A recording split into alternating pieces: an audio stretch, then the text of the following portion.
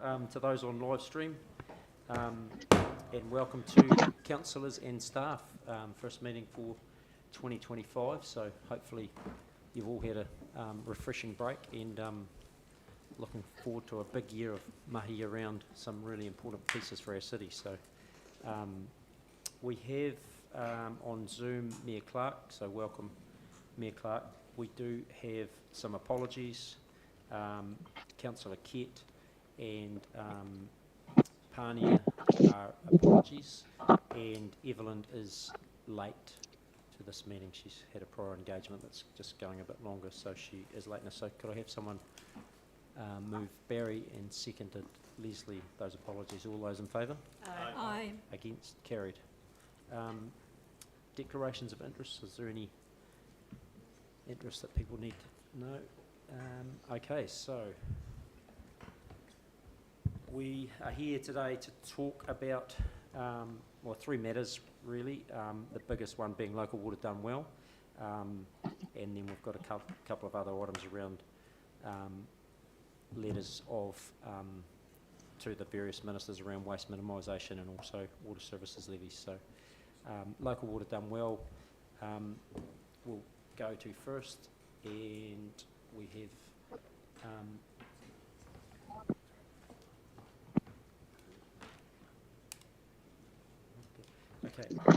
we've got Marland, I'm sorry, I've forgotten your last name, Marland. Bridge from DIA here, who will speak to us and give his perspective of where things are at from a high level shortly. So welcome and thank you for attending today. So, righto, Erin, we'll go across to you. Thank you, Chair. I would say apologies, Council. There's really no easing into 2025 this year. There are some pretty chunky decisions that are going to be before Council within those last weeks of January, with this decision today being the first of those. I'm conscious that December feels quite a long way away, and although we held those workshops on this matter in November and December, we'll also make sure that we work through just taking everybody back through that summary of why we're here, what the legislative changes have been, what that driver is from government, and obviously Marlon will also be able to talk to us in some more detail around that as well. We're just going to run the agenda for this one slightly differently, in that we will hand across to Marlon shortly, and then we will have an opportunity for any questions for him before he will then depart, and we'll continue with the remainder of the report. But I want to make sure that everybody has the opportunity to ask any questions of Marlon that they want to do whilst we have him here. So encourage you to consider those ahead of time. And we've also got, in addition, Stuart Cross from Morrison Lowe on as well. Stuart's going to be taking us through, high level through that report that we've already been through in the workshops, as well as the fact that that was in draft at the time. There are also a few changes that we've made in finalising that report, and we'll work through those changes as well. Just before I hand over to Marlon, there was just a couple of points that I wanted to make at the start of the process today. The first one being just to reiterate that no matter what option Council decides to ultimately take forward, there's going to be significant changes in how Three Waters is going to operate for us.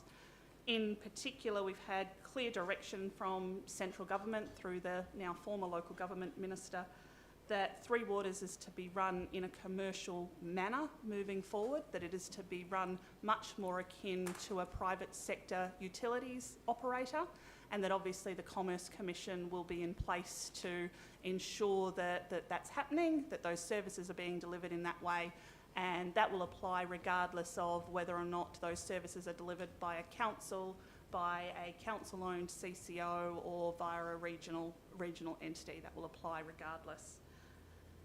The other piece is also obviously just the reminder of the government's expectation that Council gives serious consideration to regional entities. That doesn't mean that has to be the decision Council makes, but there's definitely an impetus that gives good solid consideration. to that view, and that we have, you know, good reasons, obviously, for the pros and cons of each of those options.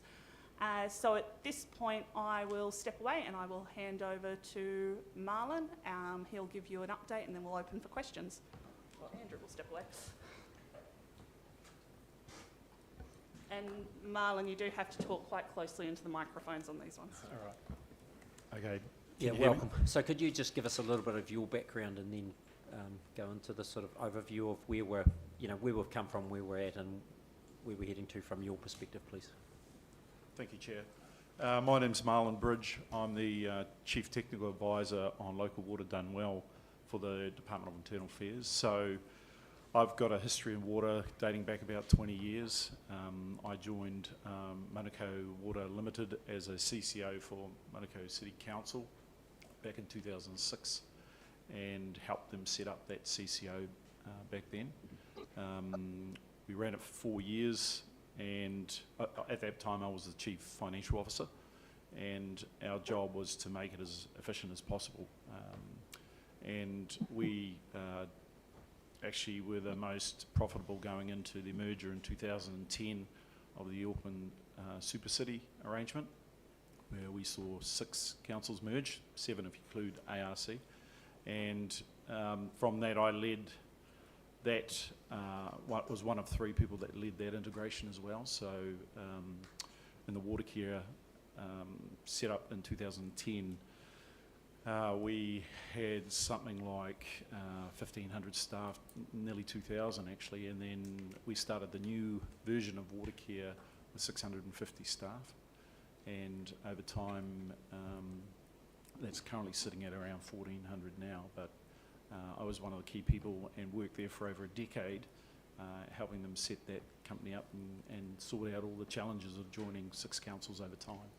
And now I'm involved with the government and have been for the last 4 years through previous regime, Three Waters Reform, and now with Local Water Done Well, helping progress water for New Zealand. I'm very passionate about it.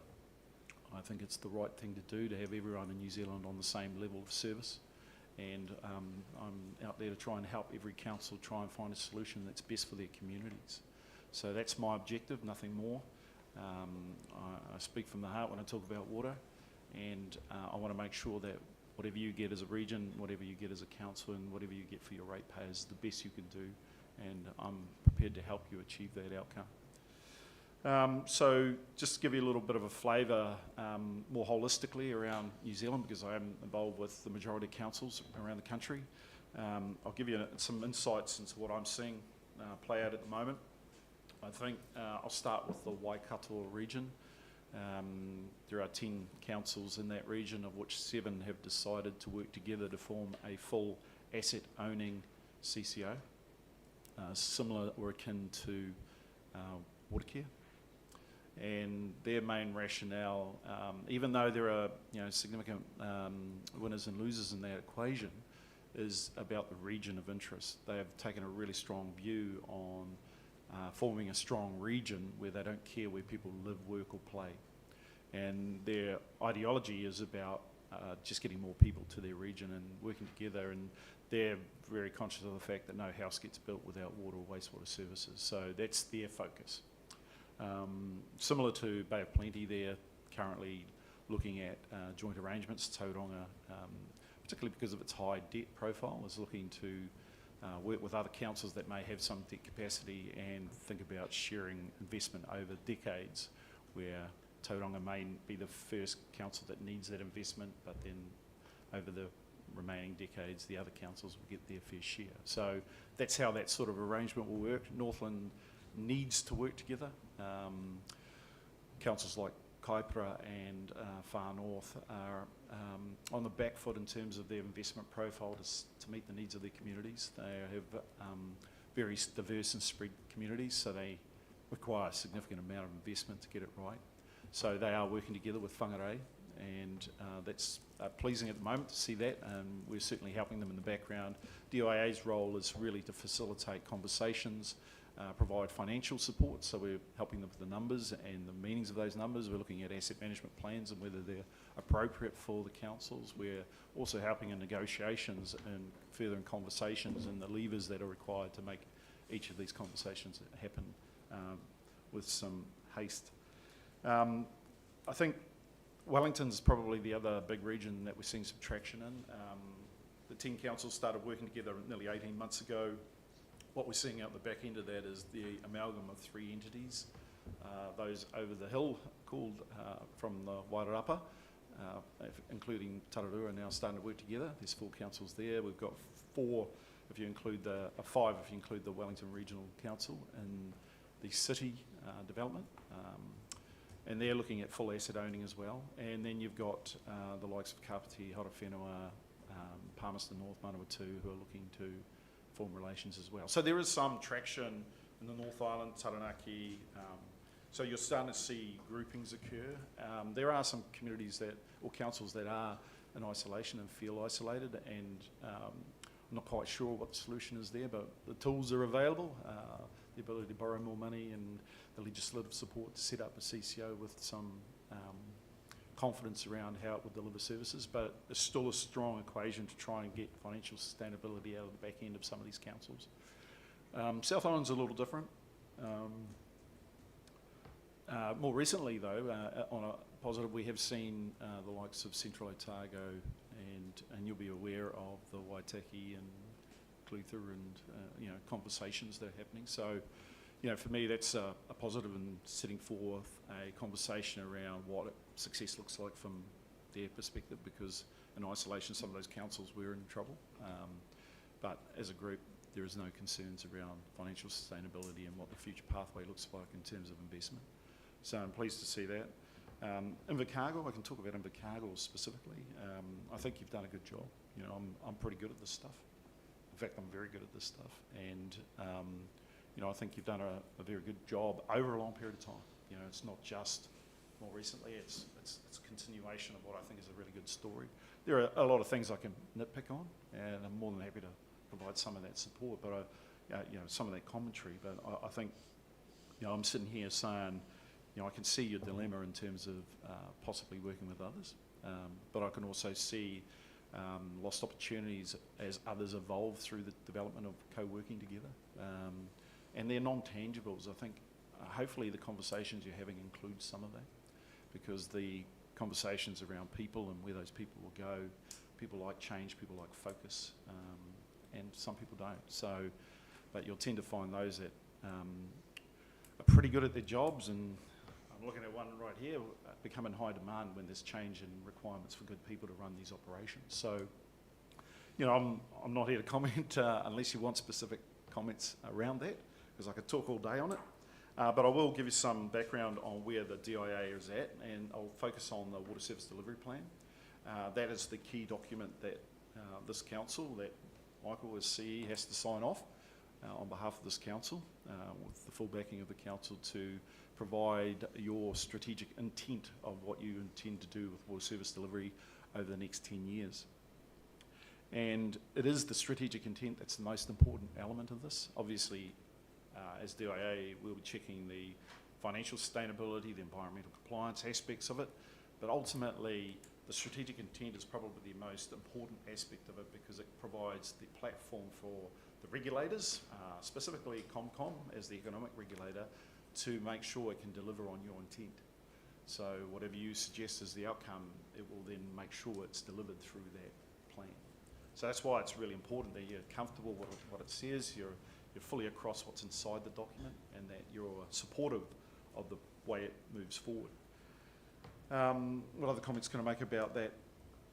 Actually, I will talk about Commerce Commission, because the economic regulator, I don't think people are fully across how tough it's going to be and the level of scrutiny that's going to come with economic regulation. It'll be very intrusive, and I'm currently telling councils that are considering in-house operations that that may come at a cost to those councils, because it is very intrusive and very so for example, for the Commerce Commission to form an opinion on the delivery of water services, if it's still within the council, they'll need to basically review the whole council to ensure that the costs allocated to water are appropriate. And I think that's too intrusive, honestly, but I get where they're coming from to try and form an opinion over the true cost of that service, and that's why there's requirements around ring fencing and greater transparency and information sharing. But you know, for me, that's a big element of why you would consider potentially a CCO, especially when what's required to give that transparency in terms of, you know, the arrangements that are between the council existing and the new water entity are full-on agreements, and to the point where you're getting all those agreements in place and providing all that level of transparency for support services, you're one step away from full transparency in a CCO. So I think there's something in that in terms of consideration, and again, I'm just providing insights that I'm not sure if you're aware of or not, but I'm starting as if everyone's on the same page. Outside of the ComCom, you've also got the Water Service Authority, so Te Mata Arawai, and you'll note that water service standards have probably come out. I'm not sure if they're out yet, or I have seen them, but they're not. Maybe they're not out yet. I'm prejudging here. So the intent there is to simplify the process of getting consents, and I know it's relevant for this council because I know that you've got half a dozen of them coming up in the next 5 years, of which they're attached to significant treatment plants. So, you know, for me, it will be of interest to you, and it should be. You should comment on those standards. But the idea is to make sure that the technology fits the solution and not try and achieve a standard that's unreachable as is today, right? Because, you know, we all sit here and say we've got these high standards, but the reality is only 30% of councils are compliant with them. And that's a really tough challenge or a tough sell, you know, and the idea is to bring the standards back to the technology and then evolve the standards as the technology improves, but demand 100% compliance. So I think ultimately, I think that's where we'll save money in this water reform, and standardisation of the way we deliver services, and, you know, the minimisation of the issues around consenting and consultation. So that's just something to be aware of as well. What else have I got here? I probably just want to talk finally about DIA's role.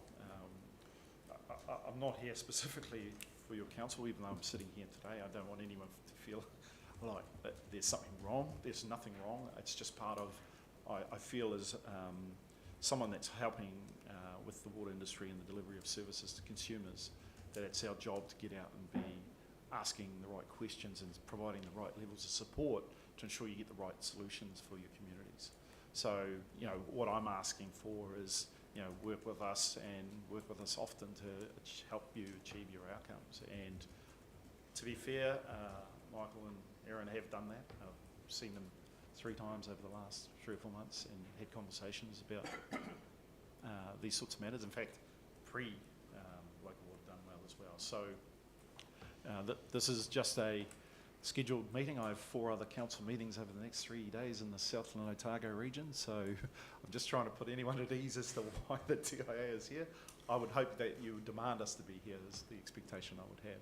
But I might leave it there, Mr Chair, and leave the floor open to any questions. Okay, thank you. So, yeah, we'll take some questions. So we've got Tom, where you go, and Mayor Clark second. Tom? Thanks, Marlon. I have 2 questions, if you don't mind. The first one, very short preamble. I think Southland is well known actually for the region working together. You know, we've got a single economic development agency, we've got a regional strategic plan for climate change, we've got a regional plan for tourism. You know, we do work together. I think though, where we have balked a little bit up to this point at the idea of a combined you know, water services organisation, CCO or whatever, has been the very steep difference between the costs going forward. So that, and I'm sure you've seen them, so that you know, the Morrison Law report suggests that, you know, there's something like a $700 gap between where a regional organisation would be in terms of rates per year. $700 gap between us doing it on our own and them. So my question to you, given what you talked about, other regions agreeing to work together, kind of rise above that, if you will, and say, look, for the greater good. Are you aware of anybody that's got that kind of steep difference? $700 to the ratepayer. I mean, if it had been $10 or $20, I think we would have very readily done what we've done with everything else, which is work regionally. So, yeah, my question is, how different are we at having such a steep difference? Look, I'll be honest, you're not that different. There are councils that have over 1,000 difference in this. It is an issue. I'm not going to deny that it isn't, but I would also say, as someone who's been used to delivering things at scale or working to achieve scale, it brings huge benefits. And my fear is, even though you've done an excellent job, and you should be applauded for that, right? I wouldn't sit here and say that if I didn't believe it, because I've been quite aggressive with a number of councils. There is this element of, if you look with a crystal ball as to those entities that start working together over the next 2 to 3 years, and the ability of the focus that they'll have and the determination to get things done on a wider scale, you're going to see these intangibles that are created that I don't think, personally, if a council goes along, it's going to be able to compete with.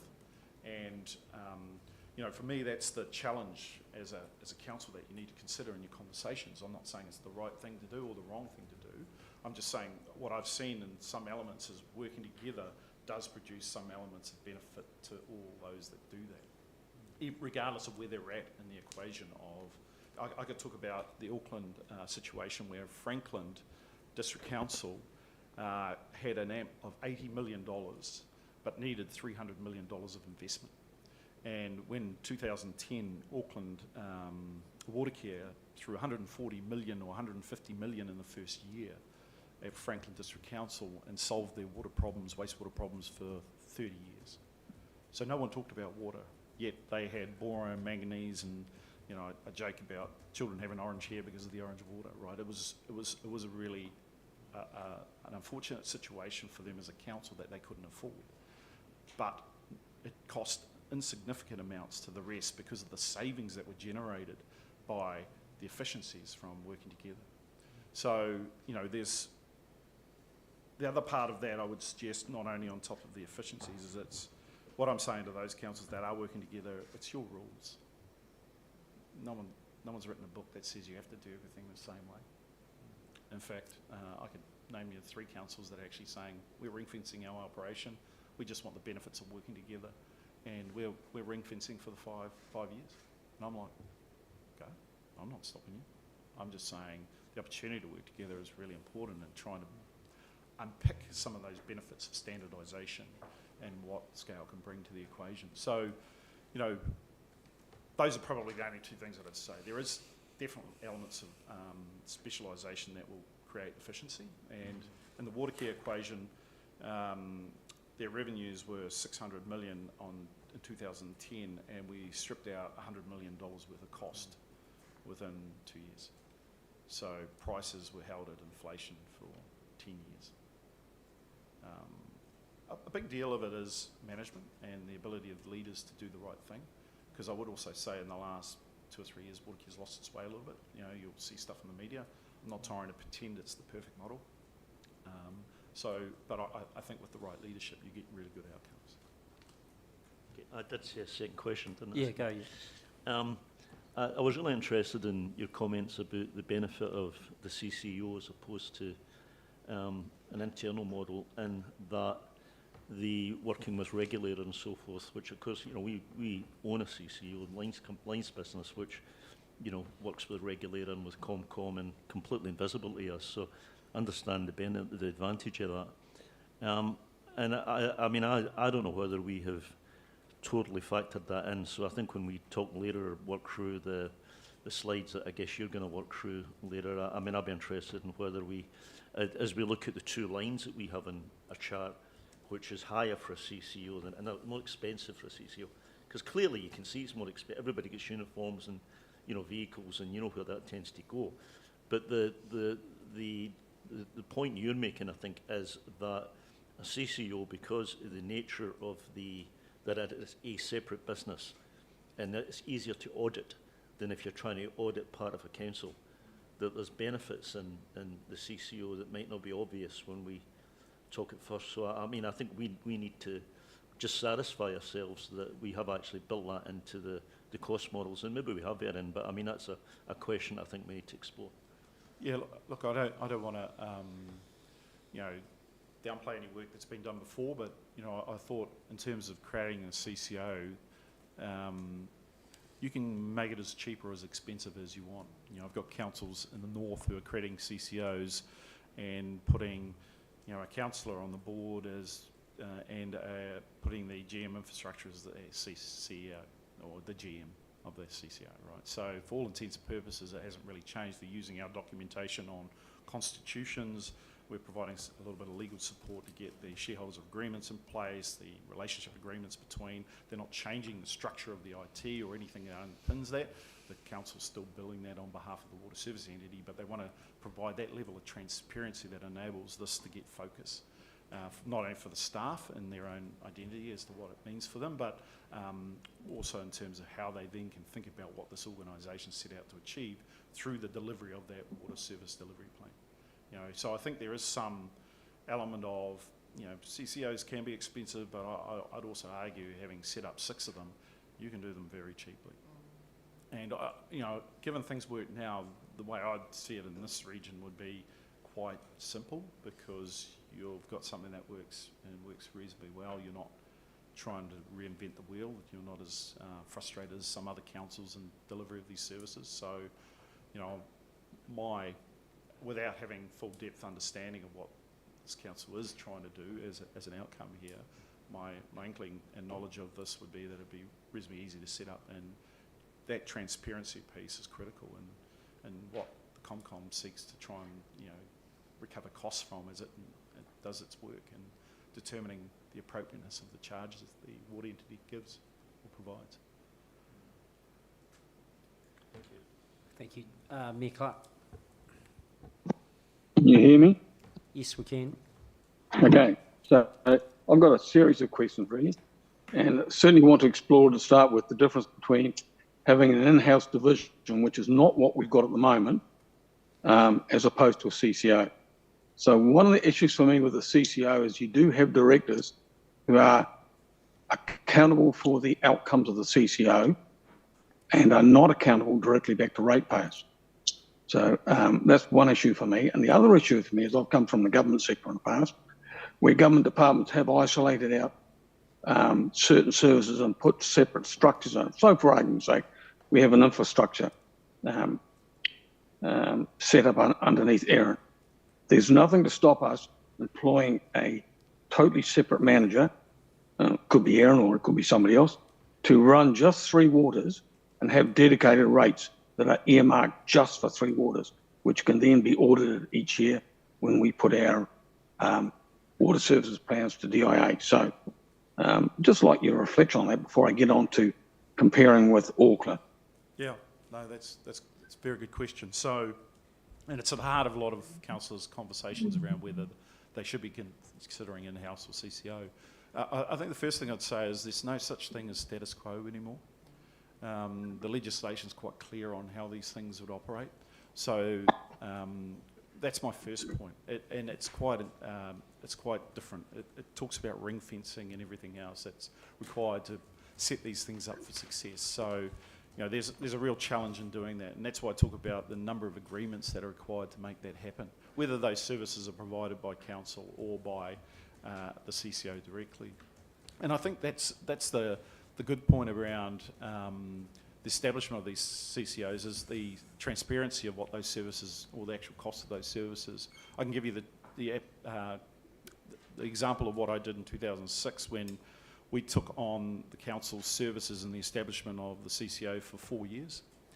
And within 12 months, we realised we were getting overcharged for the services we were provided. So we then worked with the council to get a more commercial negotiation around what those services should be and what they look like. It ended up saving ratepayers about $10 million a year, right? And that's not to say that council here is running anything inefficiently. I think it's just this different set of eyes that are over it that brings a conversation that starts around what efficiency looks like. In terms of directors and councillors, I think they can be the same. You know, if we look at the legislation, it hasn't come into play. It's not here yet. 1 July 25 is when they're expecting to put this legislation in. But you can create a CCO now and have a councillor on that CCO if you're concerned about control and the ability for that council to have full direct access to what the CCO's operations are. Just as you can put at any time an observer onto that board to make sure that you've got full access to what that company is up to. So I'm not sure what your thinking is. It seems to be black and white in terms of independent directors and councillors, but I would say the lines are blurred, and there's obviously a submission process on the legislation that's available to this council should you consider that to be a real bugbear in terms of a proper outcome for what this all means. Nobby, did you have some other questions? Yeah, I did. I've got a number of them, so bear with me. So just in response to that, I guess at the back of our minds has always been this issue of being accountable for our ratepayers for the best service we can get for them over the next 30 years, and in particular over the next 10 years. And do we have a mandate to be thinking about Otago Southland Inc. or even South Island Inc. as far as these services are concerned? And if there is a government focus on the well-being of its citizens, for say, for argument's sake, New Zealand or South Island Inc., then that should be a taxpayer-funded operation, not a ratepayer-funded operation, because our rates go for services directly to us. The other issue is that we've had in the past in some of our CCOs, councillors and directors, and made a very strong position some time ago that we didn't want that compromise. It put councillors in difficult positions. And I guess my reservation, and I'd like you to comment on this, is when you start thinking about, if we were to think about a Southland CCO or an Otago Southland CCO, the dilemma we face with that is that while we might have a councillor or an errand on the CCO as a director, we still don't have voting powers significant enough to satisfy our needs. So the peculiarity for Invercargill, I guess, is that we, as you quite rightly said in your speech before, we've done very well in comparison to most councils. That's been my observation. I've been drilling over what DIA has been telling us now for 5 years and been quite active in that area. So I know what the other councils are doing or have not done. And I know where the debt levels sit with most of the councils in the Otago Southern region. So for argument's sake, the big risk for us, I guess, is that if we were to get into bed for an Otago Southern CCO that didn't have any shift in debt, we're still up against the issue of priority of work. Because one of the issues that DIA advised on, us on about 3 years ago, maybe 4 now, was that they'd canvassed the industries, plural, industry players, on what their ability was to upscale in the next 10 years. So that's probably 3 years ago now. And the response back from the major players was they could up about 20%. And DIA wanted about 200%. When I asked the minister and the senior advisor at the time, who is now the chief executive of the water regulator, they said we might have to look for international players to actually get the work done. So one of the dilemmas for Invercargill, one of the risks, I guess, is that if we get into an Otago Southern coalition, is that the major players that have high urgent need, and there are 3 of those, Queenstown Lakes District, obviously, which you didn't mention before, Dunedin, with its climate change issues, which are for South City, Dunedin, and Central Otago, which you did mention, which has huge growth up around Cromwell and has high debt and can't satisfy those needs. So I guess the worry for me is if we get into a wide CCO where other councils have greater and more urgent needs than us, and we only have a minority voting position, will we be like what you described in Tauranga, where Tauranga's growth will overwhelm Western Bay of Plenty, but 10 years from now, it'll get better for those other places. Yeah, that's a very good question, and there's a lot to unpick in that. I think the challenge with Tauranga and Western Bay, just to round that one out is they've been working closely, as I've heard this council is with other councils. They've been actually doing the same operations teams together for the last decade. So it's a little different for them in terms of they're accepting of the debt that one has and the potential capacity that the other has to try and make this thing work. But in terms of negotiating an outcome, they're taking a very different perspective on what that looks like. So voting powers, Western Bay of Plenty, you could argue being 20% when Tauranga is 80%, should have very little say in the outcome of that. They've gone for a one-for-one vote. So that just means something else is compromised. Tariff harmonisation, they've relinquished on that. So I suppose my point is, again, this whole point around whether you work with someone else or not is about what negotiation you want to go in with. And if it's a hard line and you get a deal done, then is that a bad thing? Because you'll get what you need plus the support of others in terms of the things that are outside day-to-day operations, like the need for resilience. If there's a major event down here, the ability to call others in to help out is a big deal. You know, it is around the country, and that's what they're considering as one of their intangibles in making these sorts of situations work. But the voting powers thing, that's just one example. I can name two others like that as well. In fact, I will. Hamilton City Council and Waikato District Council are looking to form relationships together. Waikato is, again, a 20% player, while the other's 80%. And they're going to go in on a one-for-one voting basis in terms of the decision-making around the performance and expectations of that CCO. So, there are means and ways to address the voting concerns. And if I don't know the particulars of this situation, but I'd be happy to sit down with Michael or Erin or whoever it is to try and figure out whether there is something that could be done. But, a lot of these things that are potential roadblocks, I think can be worked through if you've got your bottom lines. And if one is price harmonisation because you think the price is fine, you don't want it changed, which is, again, another couple of councils up north are doing that. They are holding to their price. And that's okay, because everyone else is just accepting of the fact that, they're performing better in the short term. So, it's very particular to each circumstance, but what I'm seeing in terms of negotiations is very vastly different. And, I can tell you the 10 things that I'd be thinking about in terms of negotiation, and you just need to form your views on what position you hold in terms of capital delivery, price harmonisation, levels of efficiency, all the things that you think metering, all those things that you think are important to you and what your position is. Because ultimately, if I look at what these councils and why they're working together, they all have the same underlying objective, which I would say is the same here. Everyone drinks great quality water, no excuses. The environment is protected and preserved as much as it can be in the current environment and what we're trying to achieve, and that we're doing it at the right price. So for me, even though there are differences in councils, there's a lot of underlying consistency that's helped lead a number of conversations with what councils are expecting as outcomes from this process. I think the supplier capacity issue is a really good one, because I'm saying to councils, grow local. Really work hard to grow local suppliers. The big international players will come down here if there's $1 billion to spend. And we could argue there might be if Christchurch and Selwyn and a few others decided to do something together. But the reality is they'll still be fragmented in their delivery of local services. So my encouragement here is, yes, we definitely need capacity. And we'll need it from 1 July 2026 when a lot of these CCOs are set up. Because right now, I would say right now is the best time to invest. It's never been better, because the contractors are sending suppliers back to Australia. And what happens in 2 years' time when they all come back and there's insufficient capacity is everyone's going to pay more, get less for it. That's not the outcome we want.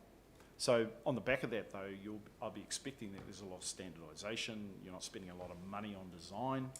You're not spending a lot of money on construction, and you're getting things done at a more affordable pace, especially that new wastewater service standards are coming into play. So yes, we can think about what contractors are required and get an international player. I could get a John Holland over here tomorrow and they'd charge you an arm and a leg. They wouldn't discount you any, but I think from what I've seen, there's a number of local suppliers that can probably grow with the support of the council and do it really well. You know, that'd be my observations. So just as a comment to that, two very quick things. One is that we're the only city in the country that has a single water supply. Now, that's a huge issue for us. Yes. If our river source was compromised in any way, we've got about 3 days. And we're a long, long way away from any other help.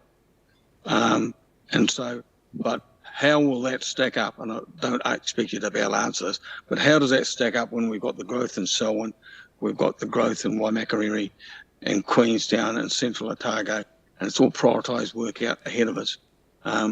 Will we not have the power in a wide CCO to do it? So that, I guess that's my reservation. The other reservation that you touched on was, and this is not personal to you, but it is personal to DIA. 5 years ago, we sat with DIA and said we have a national and international shortage of water engineers. And Rangi will recall this because he was party to some of the meetings that we had at the time with Mahuta and others. And we said to them, look, the government needs to be active in this area to get more courses for water engineers and to get more cadetships going, and in particular cadetships for iwi, because they have a historic interest in water. And you need to start now. You don't need to wait till you've got a massive shortage. But to my understanding, they've done nothing in 5 years. And so you're quite right. While we might talk about economy of scale, when you don't have enough suppliers, which is what I call the contractor end, they can basically charge what they want because we don't have any other alternatives. But I do have one more question, and that's your question on your experience in Auckland. So 4 years ago, 3 to 4 years ago, Internal Affairs and Minister Mahuta gave us some examples of Auckland, which is, as you say, is a coalition of many councils at the time, and compared that to other areas. So for us, we were 800 a year in water rates. Auckland at the time, 4 years ago, was 800 in water rates. When they went forward 10 years, Auckland was still 800 in water rates and wasn't seeing any more cost savings. They were sort of like plateauing. But our costs were up around about 2,000 in water rates. And I said to them at the time, what is the difference? And they said the difference is water meters. They said to me that per capita in Auckland, which is water care, they use about 25% of what we use in Southland. They also said to me, would you ever have a power meter where you just pay the flat rate and you can use as much power as you want? Well, that's illogical, and it is for water. But I noticed very few people talk about water meters. And you uttered the words just before about metering, and the minister has talked about volumetrics as well. But it's going to take somebody with a lot of courage to say to the councils collectively, you need to have water meters across the board. And I know it's a risky area to go to because some families love it because they can control their costs going forward. Others absolutely hate it because they suddenly realise they're paying a whole lot more because the water levels they're currently using are way too high. But without that, I don't think we get any realistic cost savings at this end of the country because we don't have the population base that Auckland has. And if we had a Southland CCO, it's only got a population of 100,000, spread across probably 20% of the country, so the networks are widely spread. And I just don't know why anybody doesn't address the issue of water meters. Yeah, I can answer that because I was with Minister Mahuta when she was talking about water meters, but I think the problem with that was she lost all trust with councils when she mandated this process. So then she was gun-shy around what that meant moving forward, and suggesting anything else would be suicide from their perspective. So I'm a big fan of user pays, exacerbator pays. Having come from the Auckland market, yes, I can tell you, I don't know if it's 25% of what it is here, but it is definitely 170 litres per person for a population of 1.7 million people. And I know you're about 230 down here anyway, so you're actually pretty good. You could probably get a better target, not 300, but maybe 200 to get your water demand under. But I think you got some soft targets in there. But I think you're doing really well as a council. I think there's obviously things you can do to reduce demand. If you haven't got meters down here, you'll see at least a 20% difference once you do put meters in. You know, I think I would happily stand here and talk to people about what water metering means. You know, I've dealt with it. I've implemented it, and I've had those shout at me about what it means. And you know, I've sat there and said, well, it means equality. It means equity. It means everyone uses the same amount and pays the same amount. At the moment, that won't be the case if you're on fixed charges. So, my final comment to that, and you can answer if you feel it's okay, is you heard what Tom said before about the Morrison Low report. And what I don't understand is if we got into bed with Southland or Otago Southland, would or could we hold our water rates at $800 like Watercare is doing? And if not, why not? What are we missing in the equation? I think it's water meters, but is there something else we're missing? Is the economy scale so large that ours are going to move up, whatever it is, 200, 300% over 10 years, and Watercare is going to stay the same? Let me probably give a little bit of observations of Invercargill now that you've asked that question. So I would think with the flat topography that you've got here, you're obviously pumping things around, so you know rising mains are a problem, and rising mains are expensive, right? Networks main with rising mains are pretty expensive to upkeep. That's my first observation. You've got a number of consents expiring, 50% of them within 5 years, right? And with that comes the challenges of getting those back in place and understanding the standards that come with them. Obviously, I'm hoping to reduce the new wastewater standards, introduce new wastewater standards, which will hopefully bring at least 25% savings. If they don't, then I'd be very disappointed if that's the case, if that's not the case. You've also got water losses that I think I saw something around 18%. And, you know, ideally, you want them around, best case, 10%, 10 to 12. 12 to 15 is a good operating position to be in, right? So I suppose my point is your water demand 231 versus whatever you're suggesting Watercare is. It is 165, 168. It's in the annual report. And I think 200, under 200 is a really good target to have. Your asset age, average age is 50 to 60 years old. Those things sort of all lead to me to think that within the next 5 years there's going to be some challenges for this council. So the idea that you might be able to hold pricing, I would, without, I'm happy to go into real detail to give you a really firm answer on it, but I'd say you'd have a real tough time trying to do that, and especially by yourself. I think one of the things that scale can bring is innovation in the answers that you might have to put in place to either get more out of those assets, sweat them longer, or think about better ways of delivering those services in terms of new treatment processes. So I think there's some real challenges you've got coming. Don't get me wrong, I still think you're an excellent council. You'd be in my, if I was to rank them all, you'd be in my top 10. But I don't want to be too nice to you because I still think there's a number of things that you're confronting that if you don't deal with them properly and you haven't got the right leadership, I'm confident you have right now, but things change, right? And this is where I get back to the fact that the world's going to move around you, and you can either be part of that or you can sit here and dwell on how successful you are now. And the challenge you've got is, I'd say within 3 years' time, the people you've got here who've shown any sign of being really good at their job will probably take other opportunities, and then you'll have challenges, as you've said, Mayor, that it's difficult to get the training of the people that you require to do these things. And I would think with a number of bigger organisations being created, we'll start seeing some of that occur. So I would expect Hamilton, Watercare, Tauranga, the Wellington entities, Christchurch would start forming national interest groups around what those standards should look like, and I'd like to be in the tent. I definitely want to be in the tent in those conversations.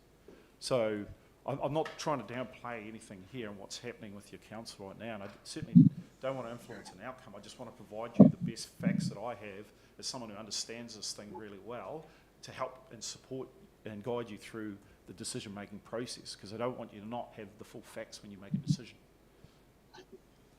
Yeah, I guess I'd be a bit nervous if I was making a 10 to 30 year long-term vision on water care in Invercargill, given that we have 17% leaks out of what may be an ageing piping system, where the national average is 30 plus and Wellington's 50 plus. And we have the potential for water meters if we wanted them. And we're in one of the top 10 councils, that we would make a decision that ran against that purely on the nervousness of losing a specialist manager to another organisation. Yeah, thanks, Ben. I think I only just highlighted that as one example. I think there are a number of things you need to take into consideration when you make Sure. those. Yeah. Yep. Okay. Thanks for your time. We've got one from Trish. Question. Marlon, you said, and when you were talking, and thank you very much, it's given me a lot of clarity. You mentioned about competing with other people. Will we be competing with them, or are you talking about efficiencies?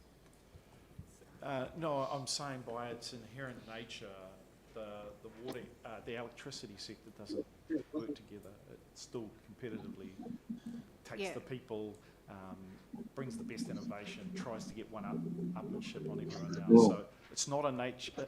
I'm hoping we'll get to a point where we're setting these water entities up to share and collaborate, and I'm pretty confident we can get somewhere on that. But by default, the visibility that creates, it makes people think about other opportunities.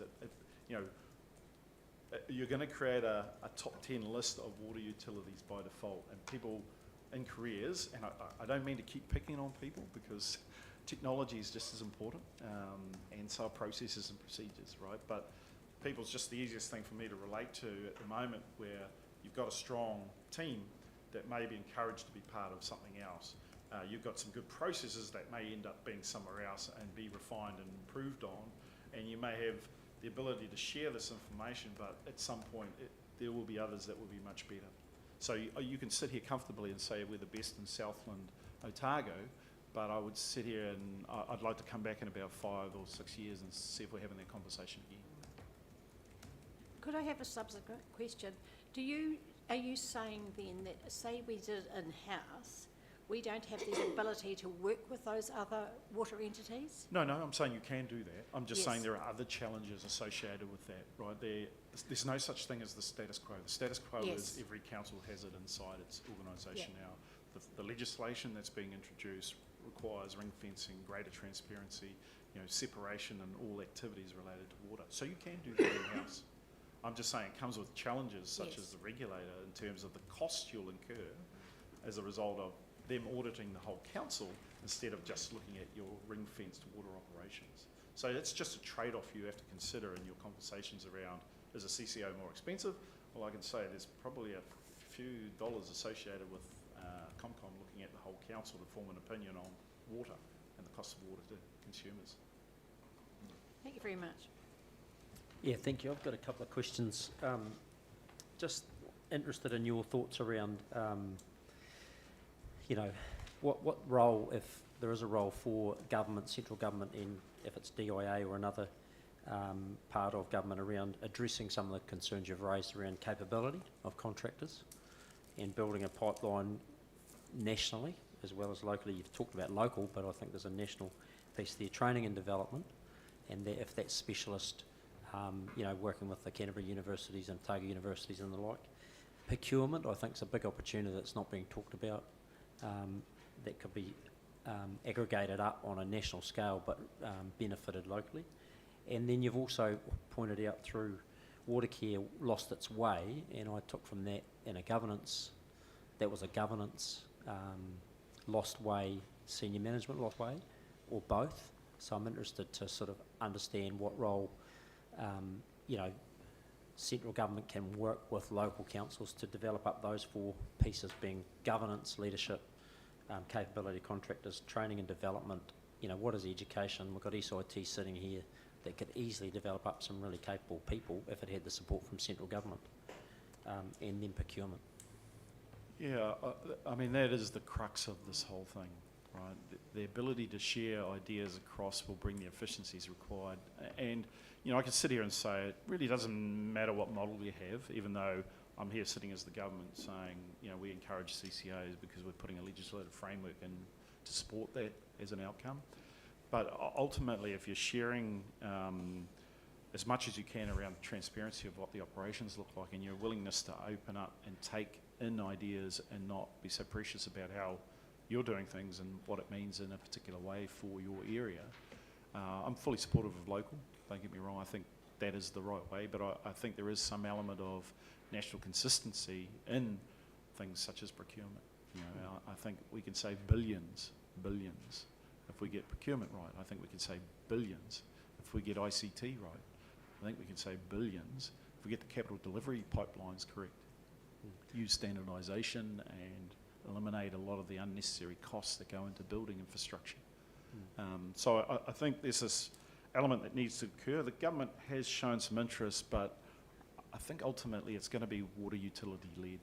And that's why I'm trying to get some level of scale in this to at least get a formulation of, you know, 3 or 4 entities that may be able to go in together and then work for the rest of the country in delivering some of those outcomes for everyone. I think that's how the most realistic pathway looks like. I mean, I could sit here and say there is a pipeline organisation at a government level called Infrastructure Commission, but, you know, no offence to those people in that organisation, but, you know, I'm an expert in this and from a water perspective, and I've said this to members on their board, that, you know, it's not good enough what they're trying to achieve as outcomes and outputs. So I'm sort of indifferent to the whole thing, but I think there's someone needs to lead it, and my view from a practical sense is it has to be the entity you create and a combination of that with others to try and deliver at least them regionally, if not nationally, in terms of achieving some of those success factors. And probably an observation is, you know, you look at Waka Kotahi and the national roading network and the failure it's experienced, and then how that integrates with local networks. And, you know, to your very point, there's no collaboration across between those entities around how to get best practice around roads in New Zealand. Yeah, I'm here to solve water, Chair. Yeah, well, I don't know, but I suppose my concern is we're being, you know, maybe being encouraged down a road of, you know, aggregation and togetherness works, and yet we've got a roading network that's completely failed. Yeah. And it should be much easier to have aggregation of some of the stuff you've talked through in that network across local versus national, and yet it doesn't happen. So, you know, I don't know, it's only my view, but anyway. Yes? I think the lines businesses are a good analogy actually to this. So Electricity Invercargill is effectively a CCO, but of course it's Electricity Act, so it's not actually a CCO. And we have, as a council, still consider it as a strategic asset which we would not sell. There's been a number of opportunities over the years to sell it. And have decided to hold it because we consider that local control of that business is important. So it's a CCO, but it is actually significantly, in terms of the area it covers, it's significantly smaller than our water. If it was a CCO, then our water CCO would be. So EIL would face, you would think, other challenges that you've mentioned. How do you recruit staff to a single small EDB? How do you make sure that that EDB is efficient and doesn't lose traction because it's small? And in reality, if you look at EIL, it never has any problems actually staffing itself. People actually quite like working for that sort of boutique type business. Every year, as I'm certain you know, there's an audit of all the lines businesses and they're compared and it's published every year. EIL is always within the top 3 or 4 or so, very often first or second. So I don't think we need to, well, I mean, this is me expressing a view now. I think where you can imagine all the risks that you described, but getting isolated, being too small, it sort of tain't necessarily so. And the example that we have closest to is that we own ourselves is a good example of how it can be done, actually small and local, but still efficient. Having said that, it's the CCO. So it does deal with other regulatory matters internally. Me never see them. Yeah. We're completely invisible as a council, but they're dealt with. Yeah, you just need to know they're done. Yeah. Yeah. Yeah, last question. I think the Sorry. resilience point in there is really important. You mentioned one water supply. You know, I don't know how you intend to solve that, but there are actually a lot of smart people in the Southland Otago region who really know their stuff, and I think, you know, no offence to Erin, I think she'll come up with the right solution, but even the sharing of that knowledge and to enable you to get the best outcome, I think you'd appreciate that as a result if you do end up going down that pathway. Last question, Rangi. No, thanks, Chair. This decision or debate between having a CCO make decisions instead of elected members making decisions. Now, when I look at it, I've been on council coming up 15 years, and I've looked at the various CCOs we've had and some of the decisions they've made and what's happened now about reversing some of those decisions. And also, I talked to a colleague in Dunedin this morning who is going through what Dunedin wants to do. And we sort of were at opposite ends of the spectrum. I'm wanting CCO. He was quite keen to do it in-house. He gave his reasons, I gave my reasons. And our reasons were both the same. But I said, I don't trust the ability of elected members to make the right decisions in something so important as Three Waters. And that's why I'd sooner have a CCO with skilled directors. And he said, well, I don't trust directors to make those decisions. I'd sooner have it in-house with the ability. And he, you know, and to his credit, his skills were high and he had other colleagues. So there are pitfalls on both sides.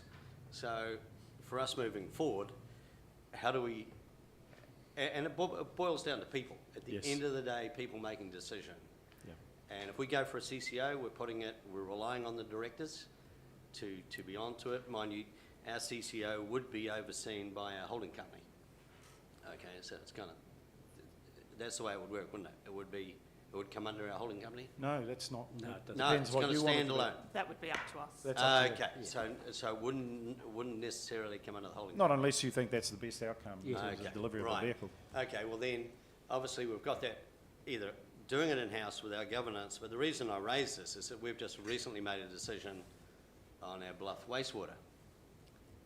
And we had a lot of expert advice, yet our council, by majority, chose to go down a path that I believe was correct, the wrong decision, that a CCO wouldn't have made.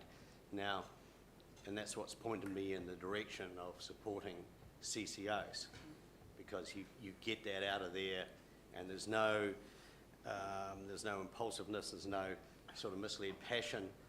To me, it's a clinical business decision. Sorry, Councillor Pottinger, is there a question in your... Yeah, I'm asking this, the question is, the difference between what's important with the people making the decisions, either a board of directors or a competent council. I think they're both as important as each other. I'm going to give you the apolitical answer, right? But I think it's really important that the council has a strong understanding of the operations. They don't necessarily need to know the detail, but they need to understand the strategic intent. And the Bluff one is a good example, right?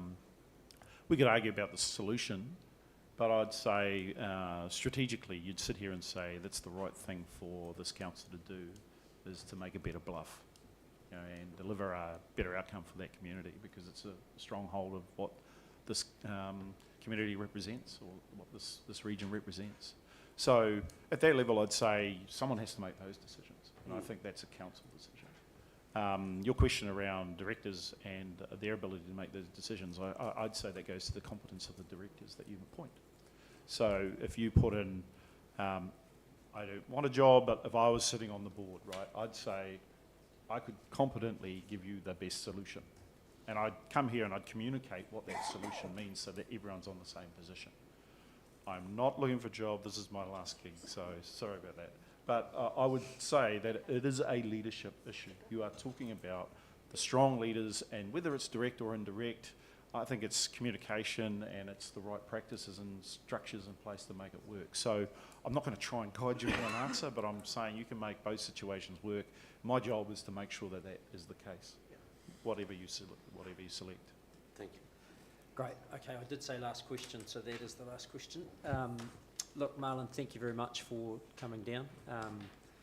It's been a really valuable conversation, I think, that you've led and given us some good insights and probably triggered some sort of things we need to dig a bit deeper on, so really appreciate that, and also appreciate the offer of your support, you know, to guide us through and ensure we make a good decision for our community, so thank you very much. Yeah, no, look, I Coming appreciate that. I mean, I don't mean this to be the only time you'll ever see me. I'm just here to let you know that we're in the background if the team needs support, and I know Michael and Erin are reaching out, so just wanted to thank them and thank you for the opportunity.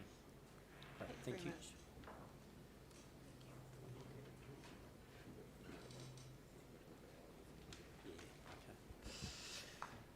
Okay, welcome back, Andrew. So really the crux of the first item of the agenda is that we will go through, Andrew will take us through some, a summary of sort of where we've been, where we are and where we need to head to, with the ultimate outcome of recommending to council our preferred option and the other options we want to consult on in terms of our public consultation, bearing in mind that we have to put forward 3 for public consultation. So the next piece of this is all about us getting to that decision point at the end of this meeting. So, Andrew.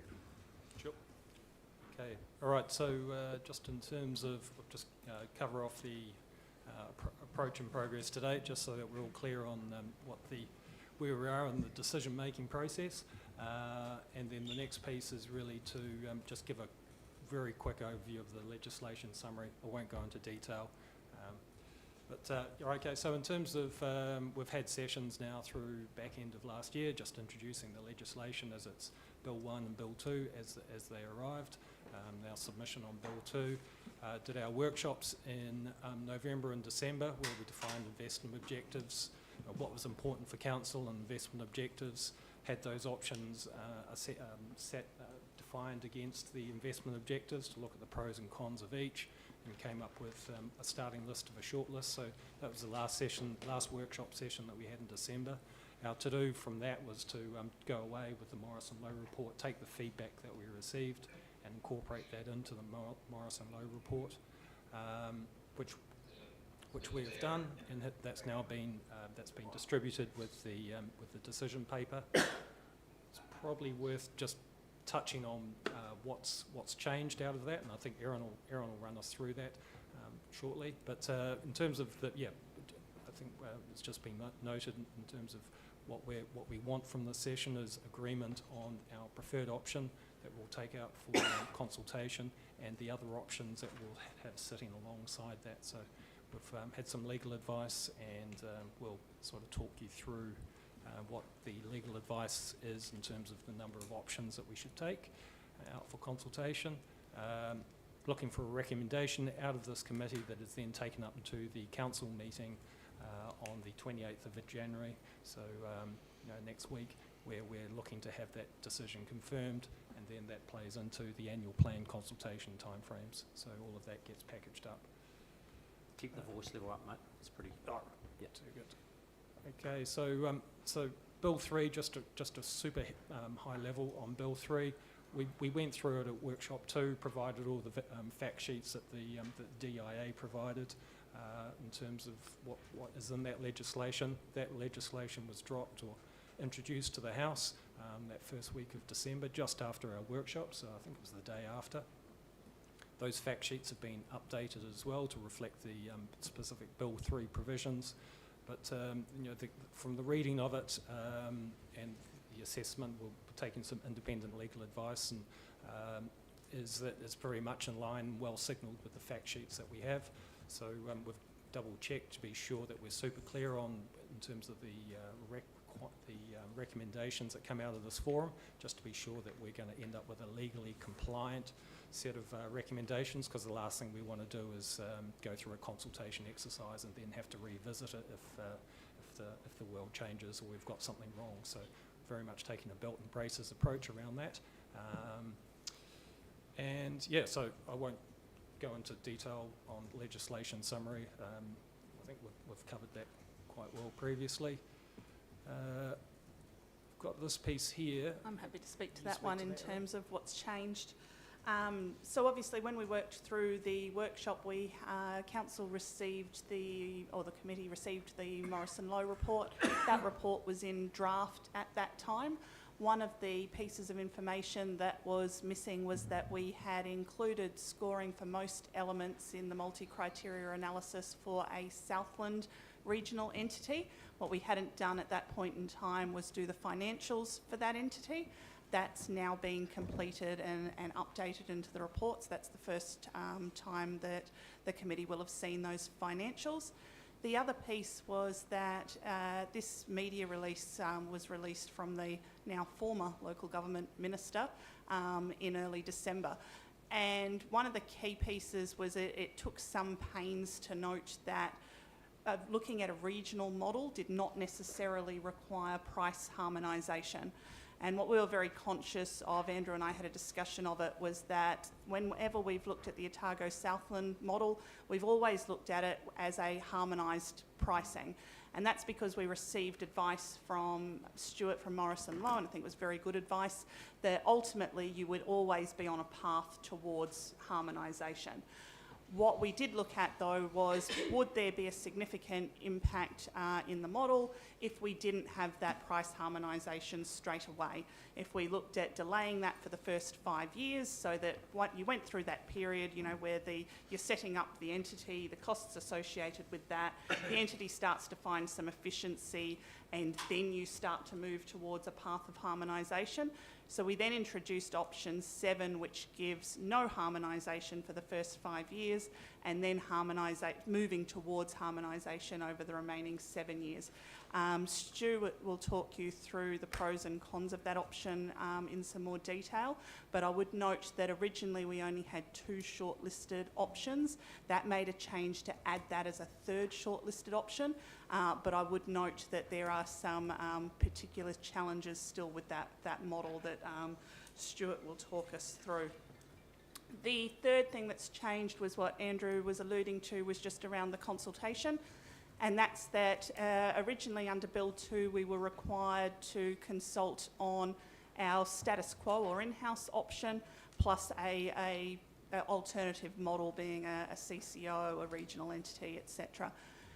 The new Bill 3 has come out advising that this is not yet legislation, is expected to become legislation around mid-year, is actually changing those consultation requirements to be your status quo or in-house option plus a CCO or water services entity option plus another reasonably practicable option. So it's asking for 3 options to go out for consultation.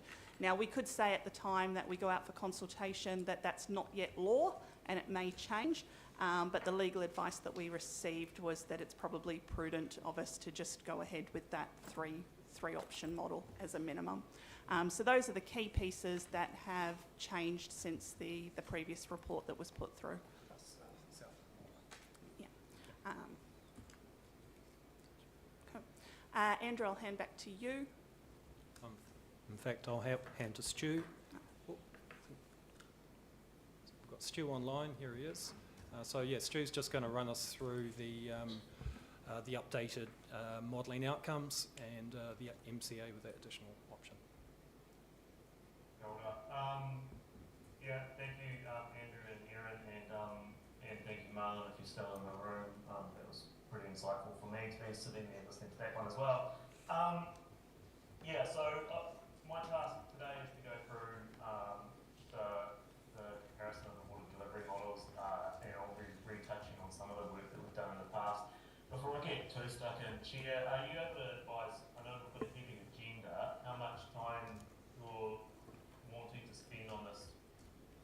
Jump into it. I think I haven't, it's an important decision, so there's no real problem. I would suggest 20 to around that 20 minutes, a bit more if you need it, Stu. Awesome. Okay, so I will work to that, which means that what I'll probably do is take questions at the end rather than throughout. Yeah. As long as everyone's amenable to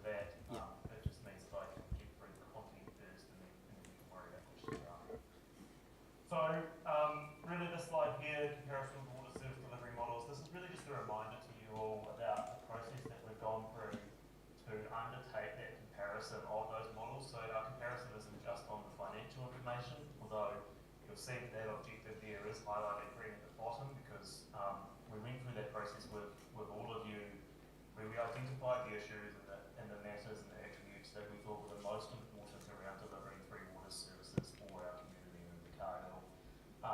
And as that graph on the left of your screen will show, affordability was by far and away the most prevalent theme that came through there, and particularly we start grouping that with other themes there that are on that same line around service efficiency. So we've the reason that's highlighted green is we've identified that is the strongest objective that people were interested in, and therefore we've actually double weighted that when we've gone through our multi-criteria analysis story. The other objectives, again, I'm not going to go through them all, but are around drinking water compliance and building a strong, productive workforce and making sure that we can recognise our local decision-making needs as well. Moving on to the next slide, thank you, Andrew. So this isn't my material, so I'm not going to speak to all the detail in here, but this is the list of all the options that DIA proposed in terms of the water services organisation structures. And we took you through some of this as well when we went through some of those early workshops, trying to identify which options we may want to consider going forward. So we've got an internal business unit or division, which is still presented in this slide deck as we move forward. We also have a council-owned water organisation, again another option that is being presented to you still and is still on that shortlist, as is a multi-council-owned water organisation. The final two options there being the mixed ownership of a consumer trust or a consumer trust-owned water organisation. Those were ruled out relatively early on in the process, largely because we considered that we don't actually have a perfect trust sitting idly by in Invercargill for us to transfer those across to, but also recognising that there's a high degree of permanency when you transfer those things over, so the council is no longer involved really at all once it moves into those consumer trust-owned organisations. Again, I'm not going to go through all the details in that matrix. So the service delivery models though, there are other add-on options that we can look at, and this isn't really to do with the structure, and of course it's not in that matrix that the IA presented before, which is because these really relate to how an entity operates within itself, so how it procures the services, how it delivers them. It's not really so much of a structural arrangement. So in particular here we're looking at whether there are joint contracts with one or more other water services providers, whether they're shared services, again with one or more water service provider, and whether we look into things like regional management CCOs. Now you could argue that management CCOs we've listed in DIA's list. That's because a management CCO really is a contract for services. It's just a very, very comprehensive contract for services with a relatively large entity on the other end of that. And then we've got options around joint management committees with one or more other water services providers as well. So shared services is an option that we did carry forward and looked at through this MCA process. We haven't specifically looked at regional management CCO through this MCA process. But I think again what's really important to note here is the event that a regional CCO was to be established, for example, the Alclufa Central Otago Waitaki entity, there is nothing to prevent you as a council from making a decision to procure services from that entity at the point in the future. There's also, like we say, the opportunity to amend a water services delivery plan if required up to September 2026. And again, and I can't speak for DIA here, but I would be very surprised if this council were to revisit its decisions in its water services delivery plan in 2 years' time and decide that, hang on, an in-house model isn't working for us anymore, we want to join a regional CCO, that DIA, the Commerce Commission, or Taumata ROI would have a significant problem with that, even if it's not a new WSDP. But I can't speak for DIA or the government that will be in place at the time when that happens. I can just jump in, Stuart, and just advise that Marlon's been very clear that the provisions are very much about you backing down a level, not you going up. So they wouldn't want to see people put in their water services delivery plan that they were going into a regional entity and then deciding to go in-house. But if you're wanting to go the other way, they're very open to that. Yeah, and that's certainly how I would interpret local water done well as well. So that's just, I guess, a reminder that there are options that are on the table that remain on the table even when we make decisions at this point in time. But that doesn't mean that these decisions at this point in time are not weighty and are not important. To move on to the actual financial modelling, because that's what most people end up caring about. So some of this has been presented to you before, and we haven't terribly changed any of the lines in this chart. So we have made some minor amendments to the ICC in-house option in this modelling to remove particularly the alternative water supply capital investment, just the additional capex that we previously modelled there, not the entire water supply there. So the project that was in your LTP is still in your LTP, but now within this modelling at the dollar amounts that is represented in your LTP. I guess what's important to note here is that we have added 2 extra lines in here. So there's the dotted grey line, and I've had to make that dotted because you'll see in the later years it overlaps the yellow line, and that's very intentional, which is an Otago Southland Regional CCO with deferred harmonisation. So that's saying we're not going to harmonise our prices for a number of years. And in this case, the way we've modelled that is to say that the entity wouldn't harmonise its prices for 5 years at all. So the only change in your price over those 5 years is a sharing of the benefits that the CCO generates. And then after that 5-year period, we're going to take another 7, and that 7 could be any number we wanted to, but the 7 is a number I've modelled for consistency with the similar modelling we did do in the Otago and Southland Regional report. And over that 7 years, we're going to take a period of time to harmonise our prices. I think what you can see there is obviously that does make that model a lower cost model for ratepayers over the period of time under which there is a prohibition on harmonisation. That's not at all surprising to me. But by about 2033, 2034, we do have a crossover there where it starts to become more expensive. And you'll see that actually as we transition to a harmonised price, we have some particularly steep rates rises for the ratepayers of Invercargill, or the water consumers of Invercargill, over that period where we're moving towards a harmonised price. I think Stu, sorry? What causes that difference in price between sort of 28 and 33? Yeah, so that's that when we have that entity working together, it does have some efficiencies built into that entity. The entity typically seems to have some lower, overall governance per head, overhead costs per head of population or per connection. So it's an overhead. Are lower, so it's predominantly in overheads and some efficiencies over that 5-year period. Noting that those efficiencies don't kick in for a little while, so the initial that very first drop is really around overheads. No, thank you. And so that drop is, and I think what's worth noting is that drop is in the realm of about $60 a head, right? It's not significant in terms of the modelling, and I would suggest it's probably within the area of margin of modelling for looking at a period that far out, particularly with an entity with an unknown cost structure at this point. Chair, could I ask a question on that since you specifically asked one? Yeah. In your report, and unfortunately I cannot see a page number on it, but it's page 20 of our board books. You list, there are 4 dot points of increased costs which have been added to the ICC model. Yeah. And you make the point that they have not been added to the Otago Southland model. Yeah. And I would suggest, it's a question, would that not be the reason for the gap, that suddenly the ICC internal one has gone up because we've added a number of things like additional insurance and so forth to it, whereas we have not revisited the Otago Southland one? Yeah, no, good question.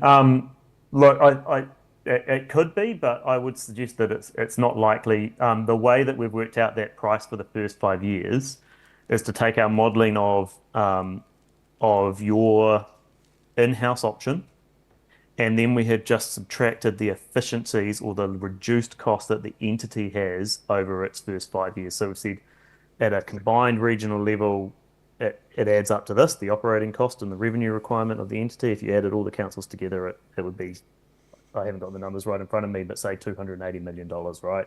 And then we've said, but our modelling of the entity as it requiring only $270 million worth of revenue, we've taken that percentage difference between the 280 and the 270 and just applied it to your rate. So we haven't, so in that dotted grey line, some of those costs are effectively embedded in Invercargill's prices. Okay. Thanks.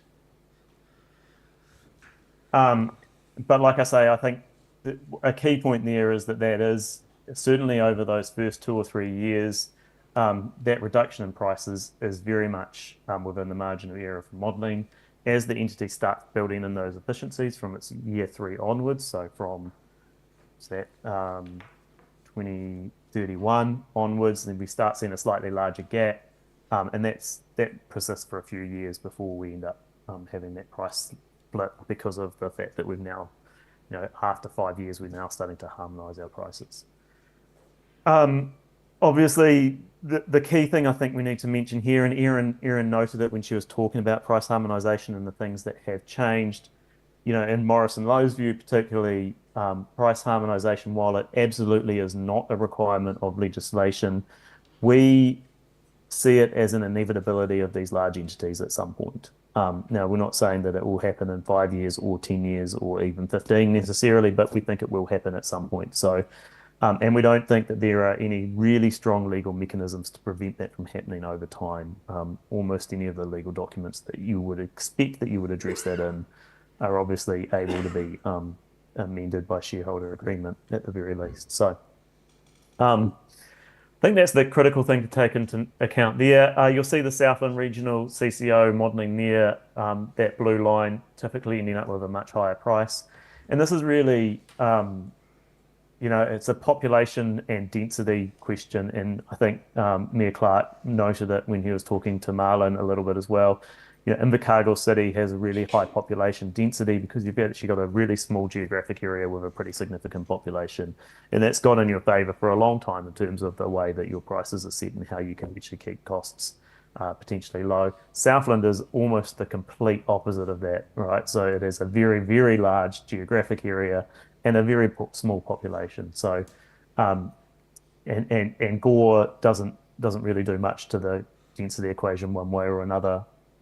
In particular. So I think when we look at that Southland entity, it's almost an inevitability that it would be more expensive than a Otago Southland regional entity simply because of that density equation and the costs of servicing a very dispersed community. Mr. Chair, could I just... Is it related to that slide? Yep. So I'm interested at this point in asking the question just because it's obviously one that the public will probably ask. With the additional information we had on harmonisation that led to option 7 coming in for the Otago Southland entity, and it could have, and it's referred to on pages 33 and onwards in Appendix 4, it could have also come in for the Southland entity. Mm-hmm. Can you just put it on the table as to why we haven't got an option 8 that would have been delayed harmonisation for the Southland entity? Yeah. Sorry, Chair, that's probably one for me to answer rather than Stuart. Yeah, I was going to direct it to you, but... Yeah, that's okay. Good question. And that was essentially because Stuart modelled the options that we requested that he model. Look, partly it was due to time, and the second one was that at the moment Invercargill City Council went ahead and paid for the financial modelling for the Southland regional entity. We had requested that all 3 councils look to co-fund that. We didn't get agreement from the other councils to progress with that. And so because we were so far from having an alignment, we didn't go ahead due to time pressure with modelling that option. But, yeah, sorry. So my point is that that one is an open question. We've put an option 7 in because we got new information about harmonisation and the fact that we could delay it, and in fact we could delay it for a different timescale to the 5 and 7 years that's gone into the Otago Southland model. But we haven't gone the extra step of looking at the effect of that on the Southland model. And I'm just putting it out there because it will be something that members of the public notice. And today we're talking about the options that are going to go out for consultation. And there's one that, you know, the harmonisation issue applies exactly to that one as it does to the Otago Southland one. What are you prepared to go out on a limb, Stu, or Erin, and give us a view that what it might look like? Well, I think you can almost infer that from this chart anyhow, which is that, obviously the way that we've modelled this is that we're starting at your price when we're deferring harmonisation, and we're moving to an entity's price over time, right? Yeah. So that line would be somewhere near your Invercargill price, and I would fathom, without having done the modelling, that it would be slightly above that dotted grey line, but possibly slightly below your dark blue line on the chart. And over a period of time, it would again have to climb up to that light blue line, and obviously the time periods are time periods that we've chosen, but they're not wedded in stone. So if we were modelling to the same time period, it'd reach that light blue line at the same point that it's merging with the yellow line there. Yeah. So a little bit lower. So the graduation towards that combined price, that it would be a slightly lower curve, but it would continue the trajectory upwards. Once it joined that blue line, it would be the same as the blue line. So it would continue on its trajectory upwards following that point of harmonisation. So look, I think, I guess the point there is that were you to be interested in modelling that, yes, the curve would be pretty similar in a way to that dotted grey line. And I think, were you interested in the dotted grey line enough to pursue that as a potential option, then maybe it would be worth considering. I think the other point to add, Stuart, was that the Otago Southland regional option was always close to being a shortlisted option. The Southland only regional option wasn't. And so that was part of that reason for doing that check to say, would this actually make a difference to tip it over the line, which it did. Stuart, I think you'd probably, it'd be fair to say that we wouldn't expect that would be enough to tip the Southland one into that shortlisted status. Yeah, and I think we can talk about that when we move to the multi-criteria analysis, but I think that's absolutely right, is that when we look at the other criteria that we also talked about, I guess at a council level, is that I don't think the Southland entity meets enough of the other criteria as well for it to flip it into shortlisted territory, but we'll touch on that when we move through.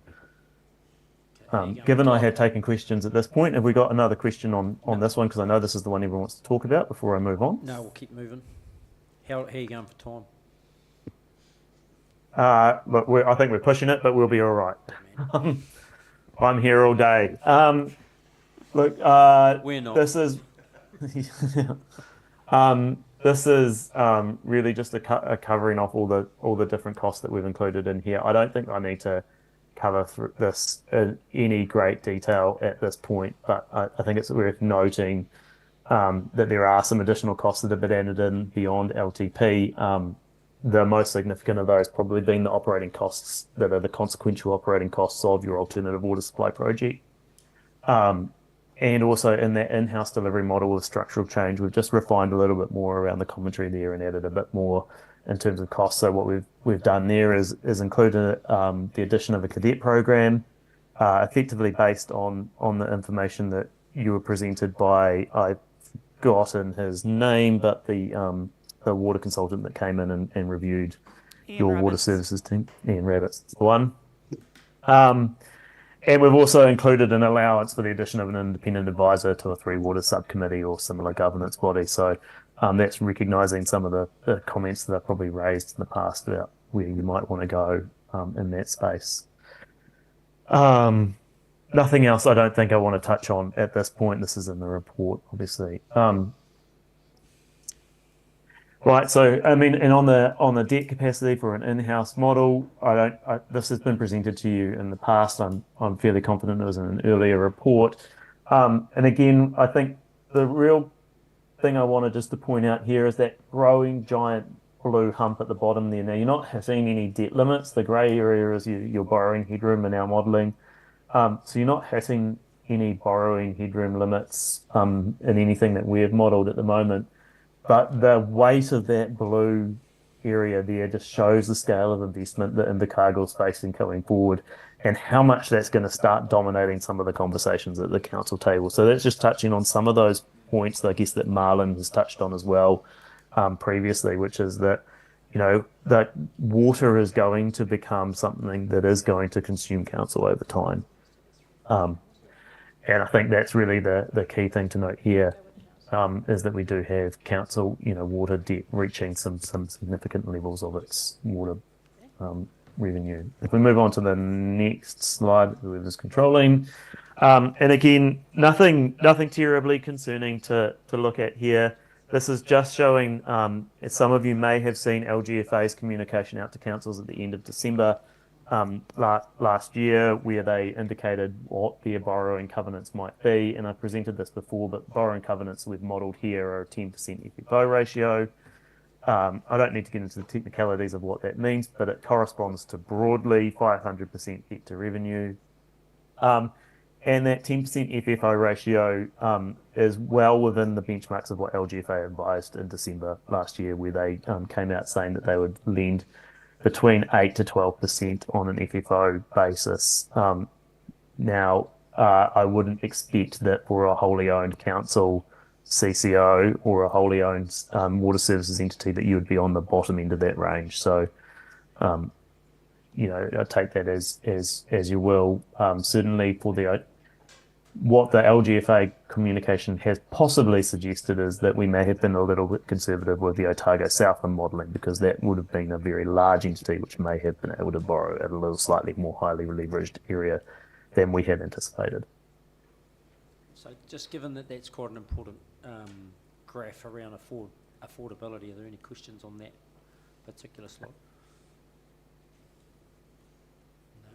But, right. Yeah, okay. Yeah. So I think the key thing here as well is that this is not driving price in Invercargill Water Services entity model. The Invercargill Water Services entity, we have not had to force it to stay within this price range. I think, Stuart, it might just be worth noting that we did some of those other sort of scenario stress testing just around, you know, if some other risks eventuated and we had to put some more money in, would we have headroom?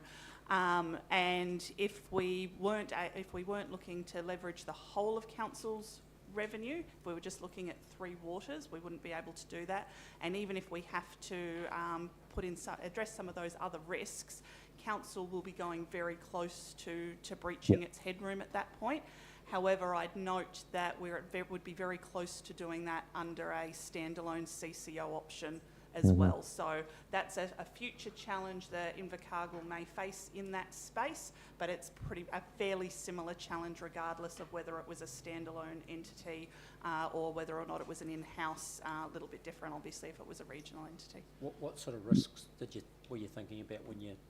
So those were those ones that we talked through around what happened if you had Te Mata ROI come in and say you needed to reticulate more of your network, things like that.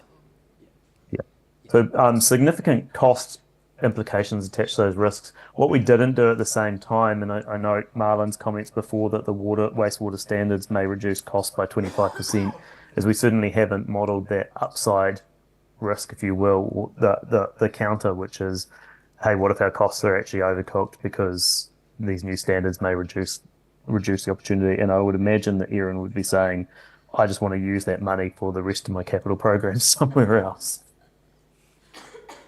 I think it was more, Stuart, that we had reasonably middle line on those big ticket items like disposal to land versus disposal to water. We didn't already have in that full costs to land.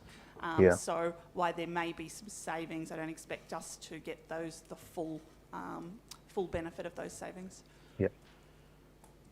And if we look at, I guess, looks like we've moved on too many slides, I think. Just quickly on that total debt comparison, so back about 2. Just touching on that one again, you'll see because we haven't had to force in a lot of additional revenue in here, we don't have a lot of additional, we don't have much difference in the debt positions between a wholly owned water entity or a wholly owned CCO versus an Invercargill in-house. So really what's driving the difference in the costs and the debt here is we do have some minor efficiencies coming through in that water services entity. If council set up its own CCO there, because we think that independence will drive some decision making that will be more efficient and more effective. Other than that, we have a few additional costs in the CCO, and predominantly those are the costs of running an entity. They're the costs of procuring those different services. And I know Marlon again has spoken to the fact that you can keep those costs low. Some of those assertions, I think I would question how much you can actually keep them low for how long. But we can debate what the actual operating costs of an entity are forever and a day. Until that entity is set up, we won't actually know what those costs are. Moving on to the sensitivity testing though, and I think this is what Erin was really touching on, is those different costs that we've added in to see what a big inflated capital works program might look like and what it might do to our borrowing and to our costs, and whether one of the models is more resilient to that than another. So you'll see we've added $145 million to the Three Waters Capital Works program over 30 years. That's a pretty significant uplift in the capital works program over that time period. And if we move on to the next slide, you can see what Erin was talking about before, which is that we now have council really starting to push its borrowing capacity for between 2034 and kind of 2044. Over that 10-year period, we're starting to get a bit of a squeeze on the council's total borrowing. It still hasn't quite breached those limits, but it's getting very, very close. And it's certainly going to make decisions to fund anything that is not currently in your LTP or currently not on your radar. Is going to make it really difficult to be able to fund any of those other pieces of work, whether that's bridge replacements, new community facilities, whatever else might be on council's radar in that space. What it also does though is it does increase the cost for a water services entity over that time, comparatively to an in-house model, and part of that is that the water services entity itself does breach its borrowing limits in our modelling with that additional capital spend, so it does need to increase its charges a little bit more. And the consequence of that is in that third graph there, where we end up with less debt because of that, because that entity is generating more revenue that it is able to use to pay down debt or reduce its borrowing requirements. In terms of growth of the network, that's been factored in terms of increased revenue? So our revenue requirements are set on the entity's cost.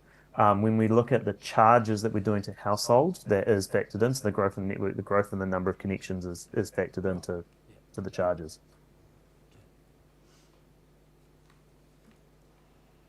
Moving on to the multi-criteria analysis results. So there hasn't been a lot of change to this, but the key place that we have changed the analysis compared to the previous work that we've done for you is on that final criteria there, the ensuring that Three Water services are efficient, effective, affordable and financially sustainable. And what we've done there is actually used a formula to be able to determine what that score is. So we haven't actually relied on any judgment there. And we've used a formula where effectively we've looked at what is the lowest cost option and what is the percentage deviation from that lowest cost option at 3 different points of time in our modelling. So we've got that on establishment date. We've got that as effectively as the average difference over the 30-year modelling period, and we've got it at year 30. And then we've used that to come up with a score between 3 and -3, which we've then averaged across. We've done that 3 different ways, and then we've averaged that across to come up with a score here. So we're trying to look at a kind of a long-term sustainability question there in terms of that price path. So that has moved a few options. So it made Southland only, obviously, it gave it a relatively poor score, or a very poor score in terms of its affordability, because that is the least expensive option. So we're always going to have the least the least affordable option. So we're always going to have the least affordable option having the worst score and the most affordable option having the best, and it's just really where you sit in between that, which has been derived effectively formulaically. And sorry, Stuart, that's just simply due to that double weighting on the affordability criteria. Yeah, so that double weighting has absolutely slammed the Southland only option in this particular scenario, and we've obviously got a few places where we've tested whether that double weighting, what would happen if we didn't do that. But speaking to the point earlier from Erin, is that we do also have a couple of scores there in the Southland only, which are 2s versus the Otago Southland 3, although there is a 3 compared to the Otago Southland 1 there as well. Moving that affordability dial, I think, wouldn't necessarily make that Southland only option a shortlisted option at the end of it. If we look at the Otago Southland WSE, its affordability score there is only a 1. I think that's probably what we'd be flipping Southland only to as well, were we to do that modelling. Yep, so looking at the difference there in terms of the different sensitivities. So the base case is what I was just presenting up to you before, and I've highlighted the 3 now options with the highest score through that MCA process. Those being the in-house option with some structural change. I'm pretty sure option 4 is the ICC standalone. Water services entity, and option 7 being the Otago Southland regional entity with some level of price harmonisation, noting the various caveats around that in terms of its feasibility as an option. When we weight them all evenly, option 6, which is just the Otago Southland as itself, flips into the equation and becomes part of the mix.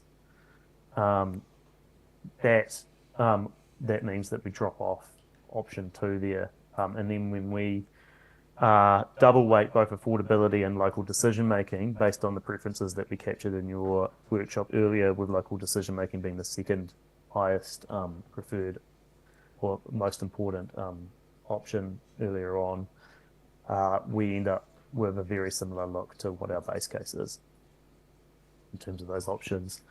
Now, this is not to say that these have to be your preferred options. This is just telling you what our multi-criteria analysis approach has ended up with.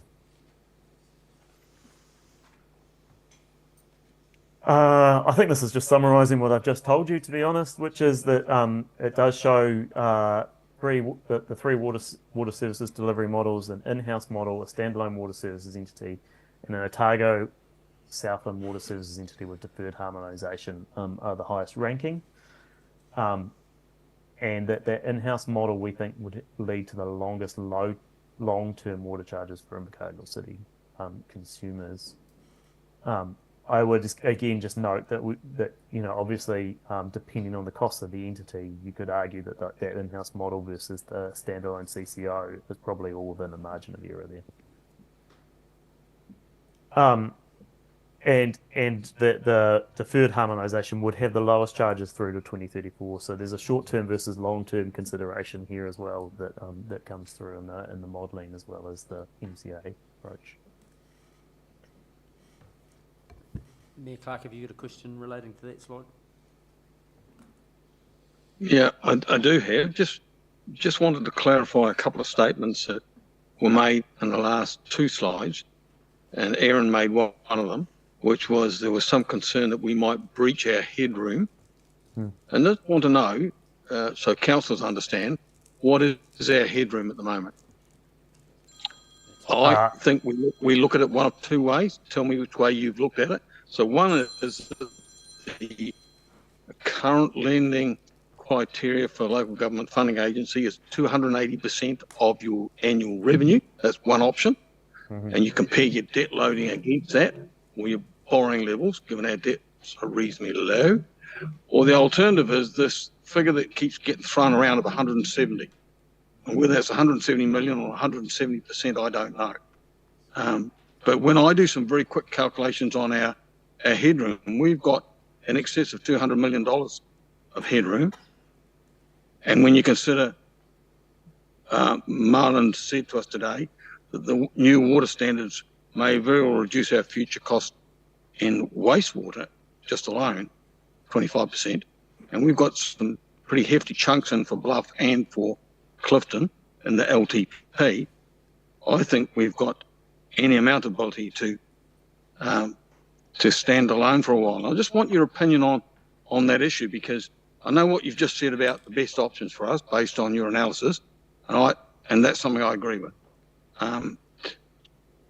But one of the things I heard, I think it was you and Aaron having a discussion about, was this ability to opt in or opt out of a CCO. And you said, the two of you said that it's probably likely that the regulator would be happy if we were joining at a later stage, if we were uncertain, as opposed to joining and then pulling out. And given your views on harmonisation, which is 5 years away, would it be prudent for us to sit out and do our standalone or in-house, either or, and wait to see what transpires with the other CCOs before we join on this issue of harmonisation? Because this harmonisation stuff's still a bit of a moving feast for me.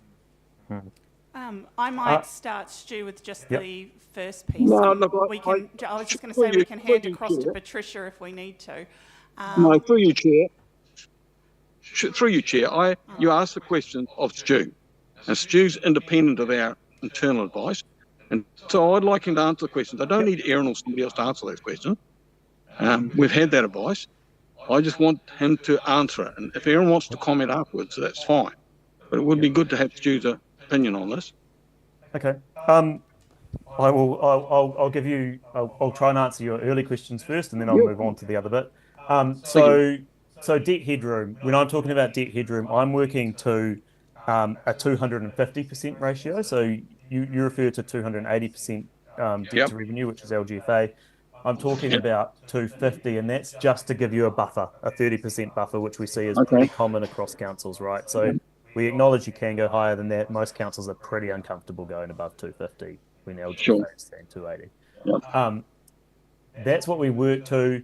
When we talk about that in dollar terms, look, you guys have got plenty of borrowing capacity under your base case, right? Once we start whacking in that additional cost, I can't tell you the dollar figure of capacity that would be there under that scenario at the moment, because I don't have that model in front of me. That's okay. Thank you. But over $100 million under the normal base case, I think, of borrowing capacity potentially at a council level, we think, over the next 10 years. So definitely room to not get terribly worried about your ability to borrow. Sure. In terms of that, I guess that broader conversation about, the water regulators or DIA are not going to be necessarily concerned about you opting into an entity later, but they might be if you were to pull out. Look, I obviously can't make decisions for you, and I appreciate that these are actually really difficult decisions for you guys to make.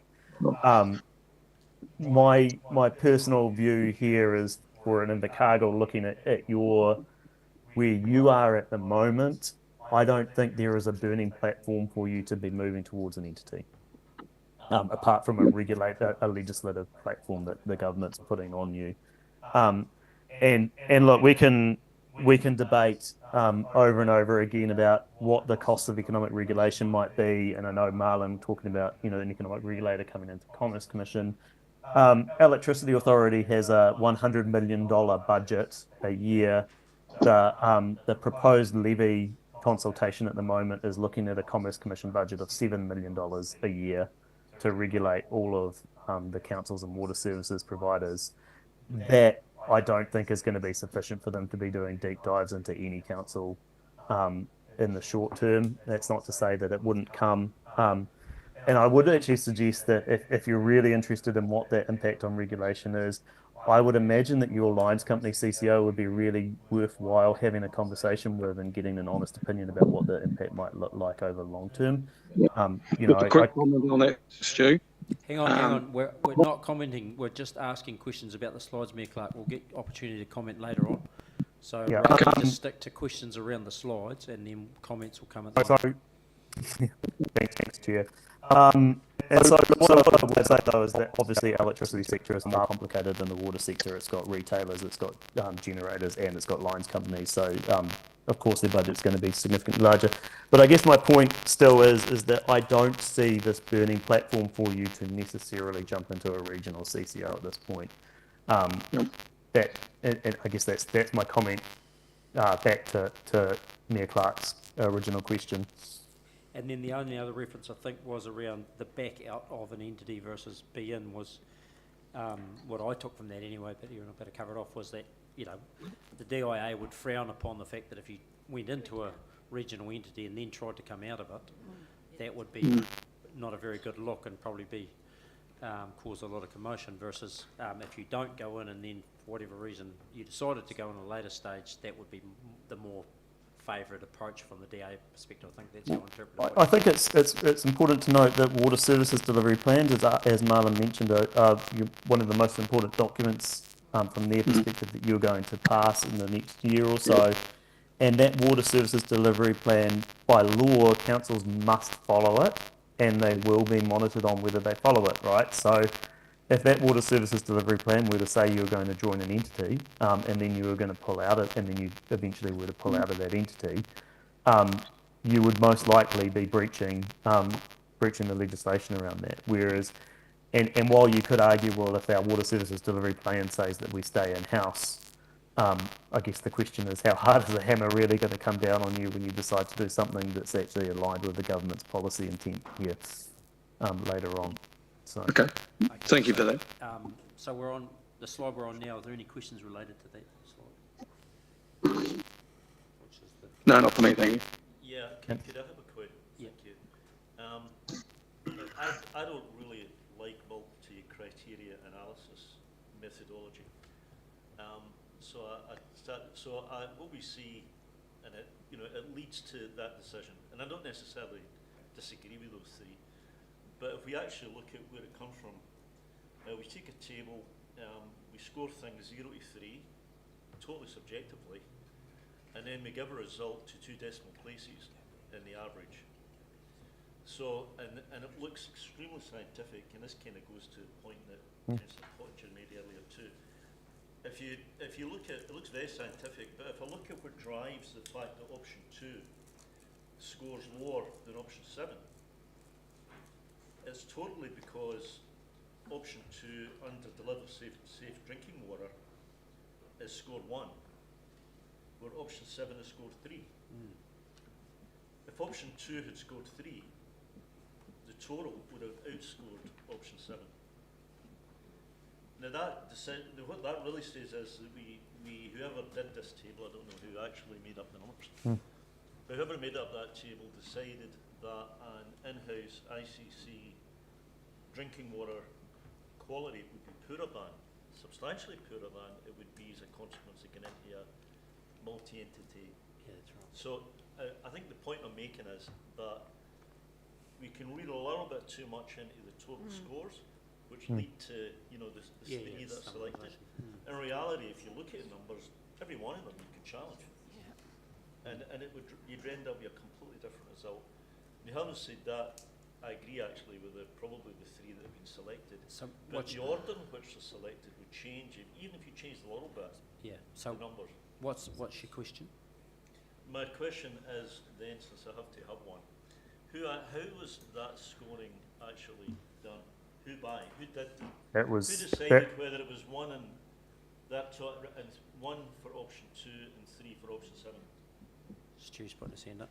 That was us, predominantly through, it's not just me, but me and my colleagues working on our experience within the industry. But like I say, I agree with you that these are potentially subjective and that the numbers, you could sit a number of people in a room and debate exactly what that scoring is across those criteria for quite some time. While I say it was me, that certainly has been through Invercargill's team as well in the process of coming up with a score there. I think what I'd say as well is that there is, you know, as Stuart said, that was passed on to us as staff, and then we sort of challenged and questioned Stuart around that. For each of those scores, there's also a you know, piece of work there that advises as to why it received those scores, which was also included within the report. Stu may or may not have a different opinion to me, but I would tend to say don't focus too much on the numbers. The purpose of the formula and the MCA process is to get you to that short list. So can I ask you another question? If I take that the score in option 2 is 1 for deliver safe drinking water, are we saying then that staff do not have confidence that under an in-house model we can deliver safe drinking water? Because that's what it says. No, so you've got to remember back to, and Stu can speak to this, that at currently 0 is essentially what we currently have. So 0 is status quo, 1 is a bit better than status quo, 2 is, you know, a bit better again. Once you go into the negatives, that's worse than what we currently have, etc. So 0, and this is one of the things I had to go through with my staff because they got quite offended and said, what is this what you think we're doing a terrible job? It was like, no, it's just what we are currently doing is the baseline of 0. Then we're either, different models will either bring benefits or they will bring detractors. Thank you.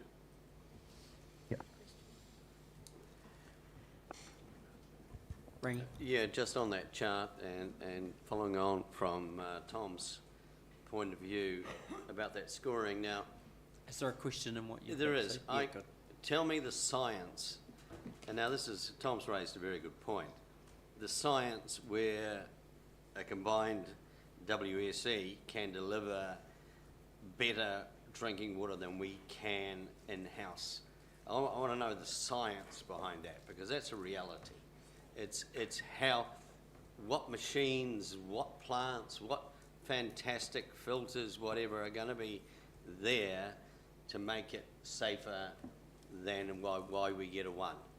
I just can't, for the life of me being a man of science all my life, can't understand why this would be remarkably better under a combined WSE to us doing it, knowing that we want to give the safest water to our ratepayers that we can. I think the answer to that is, I mean, aside from the fact that it's not terribly scientific, but I think the answer to why there is a difference in scoring there is more around efficiency and effectiveness than it is about the specific quality of the water that comes out the tap at the end of it. So it's certainly more about the fact that as you move through effectively that spectrum from left to right, as the scoring is indicated, that we get a greater focus on risk management, a greater focus on best for network investment, and a greater focus on, and we reduce the competition for priorities, the competition for funding that we have within those models. So the entity is making decisions that are more nimble, more quick, more effective. And as we get increased scale, we also have improved access to specialists and expertise that we may not have the access to otherwise. So it's not necessarily, I guess, suggesting that any of these models, actually that there is a difference in the quality of water at the end of the tap, but it might be in how quickly or how effectively you get to that outcome.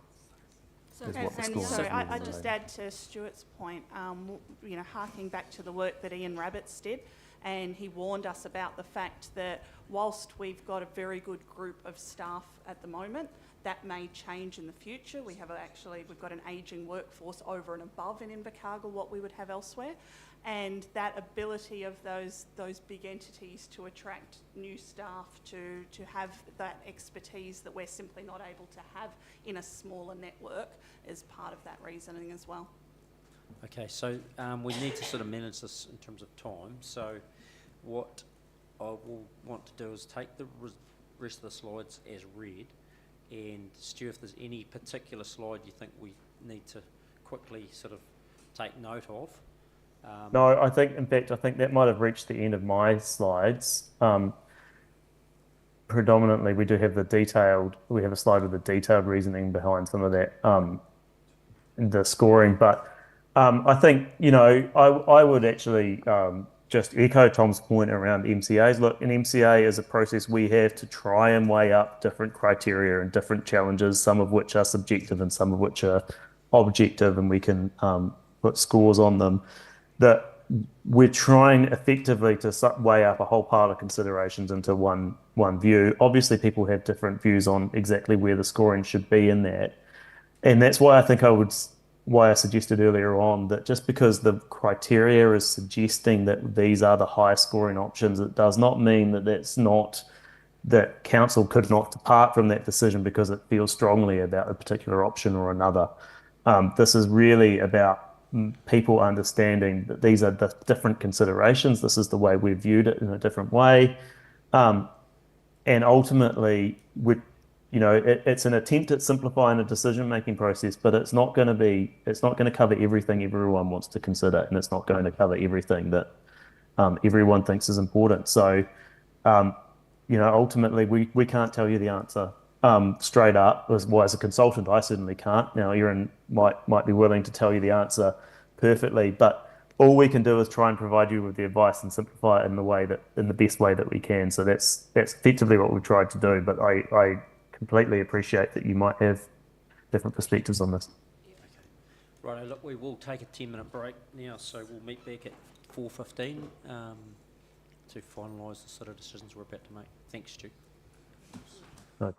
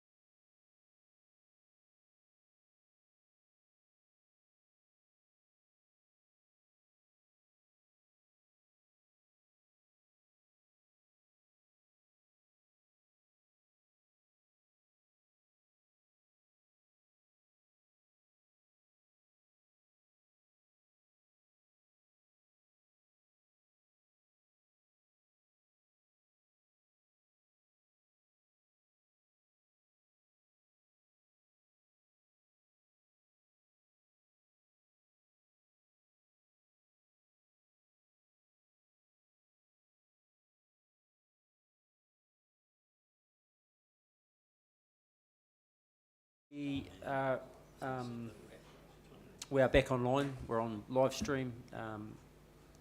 Thank you everyone for sticking to the time frames. So we need to work through the papers as they're presented now to us in terms of the Yeah, I'm just as read. conscious, Chair, there's just a couple of more slides that we just want to very, very quickly go through Okay, on before the we slide get deck. to the paper. Yeah. Yeah, and then I think Michael had, that's part of that. Right, okay. One, yeah. Right, we'll keep doing that then. Okay, so I suspect this slide will be off the back of what Michael wants to discuss. One of the things that we did was we just wanted to make absolutely sure that if council did elect to choose to move towards a CCO or another outsourced entity, what impact that would have on the remaining business of council. We wanted to make sure we didn't leave the remaining business of council unable to function. So we asked the finance team just to have a quick look at that. You can see there in that top graph, it shows the revenue in blue for Three Waters versus the remaining revenue that comes in for council. Similarly around the capital spend at the bottom. And then that final graph there shows the debt cap versus a standalone, ICC without Three Waters, and shows that it's quite sustainable for ICC to continue in that space. So that was something that we just wanted to double check so that we didn't leave council with a gap in information. The other piece was around the fact that the figures that are contained in the report around cost increases for each of the options are based on assuming the current 8.5, I think it is, % increase in the long-term plan. Now, I'm conscious that if that increase changes through the annual plan process, there'd be a change to those figures, but those changes would be equal across any of those options. Patricia may want to speak to that further. Just before you do a note on that, I think the black line is with Three Waters activities, and then the green line on is without, isn't it? Is that right? It says without. Oh, without, sorry. So the black one is with, and sorry, but I can confirm both allow it to stay within the borrowing limits. yeah, Yeah. but that's, So that's just what fine. Patricia should have got. Yeah, okay. Patricia, do you want to? Yeah, councillors, I just want to remind, next week we do have a workshop on the annual plan. So things, while there may be, as Erin's said, we've done all the financial, in the paper that you've got in front of you, the financial impacts are done based off an 8.5% rates increase, which is what the council agreed when it agreed the long-term plan in June. So there are some regulatory changes that we know we'll need to do under any of the options, and that includes, and mainly I'm speaking to the ring fencing here, which would have some impacts potentially on rates, but they're equal across all, and we will be working through that next week. But just to say that there will potentially be some changes that would be needed based when we go through the annual plan. So the timing of this isn't great because you would be doing it at the same time. But because we're going out to consultation, we just need to be clear that the numbers that are sitting in the paper in front of you may be slightly different when we do the consultation document because of other decisions that you may make in relation to the annual plan. Well, it's through you, Chair, but would it be appropriate to think that in terms of these decisions, it's unlikely to be material? It's unlikely to be material. It's the same across all the options. That has that same impact. So it might make the numbers look a bit different in terms of, but it's not going to change the how you think about the comparison. No. Any other questions for Patricia? No? Okay. Yeah. Next slide. And then just the final slide, I won't talk through in any detail, but this was just essentially the key risks associated with that process. I think one of those key ones being we go through the consultation process, we submit our water service delivery plan, and then DIA don't find that acceptable and ask us to redo it. Well, obviously, I think we're running a solid process and we'll deliver the best water service delivery plan, but we always need to be aware of the fact that they will have final sign-off on that one. These are the ones that are common across the process. In terms of the actual paper, we've got pros and cons for each of those options put forward. I'm not going to go through those because the list is extensive, but I'm obviously very happy to take questions on them as we work through the decision. And then just final slide, just in terms of that timeline, we obviously, this is a decision for Infrastructure Committee today. The decision would then go through to Council on the 28th with the public consultation process to be rolled into the annual plan process. And to that end, Chair, I'm happy to take any questions on the paper. Okay. Well, just one on the key risks there. Are we aware of the criteria for sign-off that DIA has, or will they advise us of what the criteria is? So we have those key criteria in terms of, you need to consult on these various different types of models. There are a number of criteria we have been provided, but I wouldn't expect that is completely exhaustive. They haven't documented 100% of their requirements. One of the questions I asked them recently was whether or not they would allow us to leverage the borrowing capacity of full council versus just the borrowing capacity of under Three Waters revenue, which is something that they've not stated publicly. They advised us, yes, we could, but those are some of the things that aren't necessarily documented. So I wouldn't want to be, I'm reasonably confident that we know enough we will get through, but there is always a risk. And what we would note is even the consultation process with Bill 3, their requirements have changed. And so the requirements are continuing to evolve. Okay. Mayor Clark. Yeah, thank you, Chair. Just a question for Aaron. I noticed late last year the DA gave us a list of options, of which they suggested at that stage we could go out with 2, and now they've suggested 3, which is fine. But I don't think that the option 7 that we're now considering, which is the Otago Southland with some harmonisation 5 or 12 years down the track, was one of the options that they had in place. And do we have scope to be able to, I guess, create our own option? Yes. And if we were to suggest that going forward, would we need other parties to be agreeing to that? Yeah, so absolutely. So from DIA's perspective, as Marlon said today, and we tested this with him this week as well, how you decide to set up a regional entity and whether you do harmonisation from day 1, year 5 or never is really up to the entity. It is still a regional entity model and one that they support. However, the big negative I see with that model is that it's not the model that was discussed through the Otago Southland work. It's a piece of work that's just been done by Invercargill City Council. There is no guarantee that at the moment, not all Otago Southland councils are supporting moving into a regional entity. There is a subset who are exploring it, but some who have at this stage said that it's not an option that they're considering. And what's more, even of those ones that have said that they want to work together on a regional entity, there is no guarantee that they would support deferring price harmonisation, and I would expect some of them may be actively against it. So where do we get, if we put forward that as one of our 3 options to our community, not knowing whether some of those partners you have mentioned? I mean, look, I get feedback from the district that they're not interested in anything other than a Southland model, which is not on the table for us. Dunedin are very nervous and have talked to me about standalone with some shared services and potentially with Invercargill. Queenstown's totally silent at the moment. It seems like nobody seems to know what they're wanting to do. Hence, some of those other smaller councils are actually going out and doing their own thing without Queenstown. So, it's a little bit like saying to DIA, yes, we'd like option 7 to be on the table, and yes, we'll go out and consult with it. And if that came back as the preferred option, which I don't think we'll do, but if it did, then we say, oh, but actually we've got no partners. Yeah, and so you're absolutely right. We would then, if that came out as the preferred option, we'd then have to go back to the potential Otago Southland partners and say, could we make this fly? And it may be a no.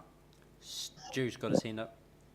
Yeah, I was just going to add to that conversation is that I guess my comment is that were you to consult on an Otago Southland model with deferred harmonisation, even though no one else is doing it, you would not be the only council that is consulting on an option where then the other participants of that model aren't consulting on that option.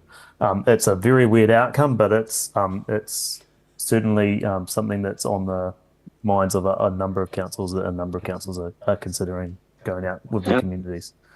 And I appreciate that, but we don't want to be in a position, and Invercargill doesn't want to be in a position of putting out three options and have the community think that one of them's just a bit of a Clayton's option. That it's you've got to have one, so let's throw out 7 as an option. And that somebody comes back to us who's listening to this live stream and says, have you got any partners at all anywhere for 7? And we have to say no.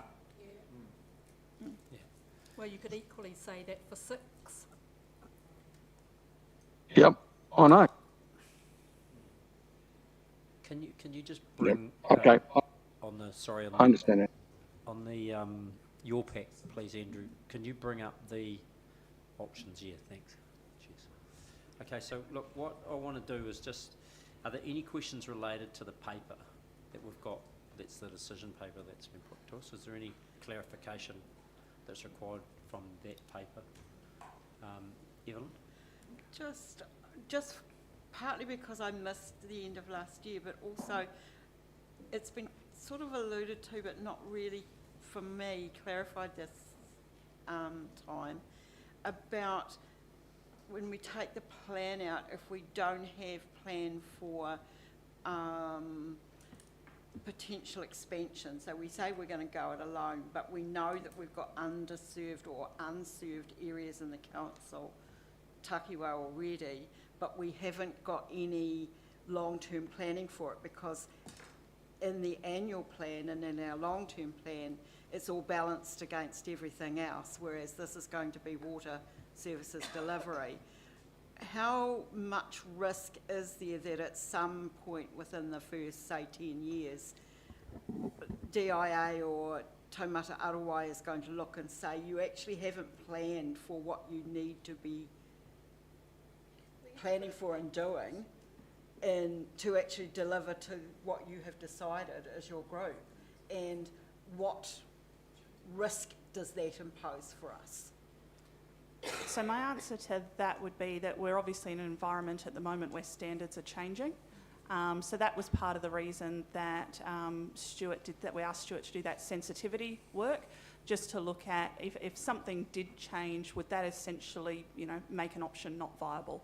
And what we found was that we could bring significant additional cost in without breaking one particular model or the other, and for that matter, particularly across the standalone CCO or in-house delivery, the impact was quite similar. Thank you. Ringy. Thanks, Chair. Look, I'm a bit supportive of what the Mayor has raised regarding option 7. The other 2 options, the CCO and the in-house option, are both tangible, they're real, we can see it, we can do it, and we're in control. To me, after what the Mayor has raised, I actually see option 7 as being mythical, and we cannot go out to the public with a fairy tale. We've got to go out with real things. And sorry, there's no credibility in that. I mean, it's all good in theory. Yeah, so is that related to the fact that deharmonisation can't actually be achieved? Anything. Right. I mean, I talked with a councillor from Dunedin this morning. Yeah. And they're,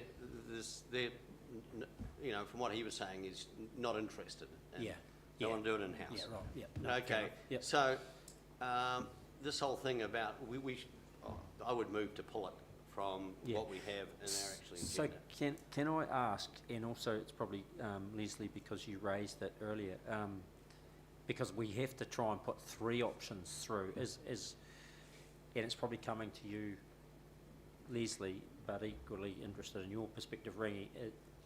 Is the Southland only option, option the next best one to put up because the community would expect us to see it? Rangi, have you got a view on that? Well, I think Otago is you got to leave them to do their own thing. But when it comes to your Gore, Southern District, that's potentially, I'd have to ask the mayor. Have you talked to those other mayors, Nobby? Yeah, Rangi, two things. One is I'm nervous about a Southland one. As our speakers today have said, Gore has a debt cap that's eye-watering, and they can't afford anything, I don't think. And as far as the district's concerned, it's got the biggest hunk of land in the country, and I think 14 or 15 water services options that they've got to satisfy. I think that's problematic in its own right. But the other crippler for me is, Erin said earlier on that she wanted Morrison Low or Stewart to do some work on a Southland model, and the other two councils weren't prepared to pay their share. Yeah. Okay, so And I just think it's and Rangi, you'll know this. I think it's just another waste net issue again. Okay, so if you need three options, why don't we look at an alternative on the CCO option? Have a CCO option 1 and then a variation of the CCO. So, Yeah. and that comes down to the governance of the CCO or something, I don't know. But if we need three options, I would defer from that option 7. Okay, so look, I've got a few other people. Yeah, I agree with that. Thanks, Rangi. Sorry, can I just add something, Yep. Chair? The legal advice that we've received, I had originally thought that option 1 had to be there as essentially the closest to status quo. What they've advised us is that you simply have to have an in-house option as status quo. They really don't care as to which variation of in-house model it is. In-house is status quo. So you could have one of those two in-house options. You could have a standalone CCO as being a second option, and the legal advice was that you could actually have your other in-house option as your third option, if that was something that council wanted. And to that end, just if you looked at the ratings, that's the next most practical option based on the ratings. Now I know there's views on the rating system and model, but if you just took it as read, that's the next best rating piece. Okay, Tom, then Darren, then Leslie. Look, I agree with what's been said about option 7. It seems to me it would be farcical to offer an option not only that we don't know if we can deliver, but we've had plenty of evidence that we cannot, because people have told us we cannot. I've got some sympathy for the point that Leslie made, but maybe for a different reason. If there already are, let's not call it discussions, but there are noises heading, let's say, in a direction where we could have, in the timescale we're talking here, a Southland Unitary Council. That Unitary Council would end up inheriting a Southland-only model. Yeah, that's right.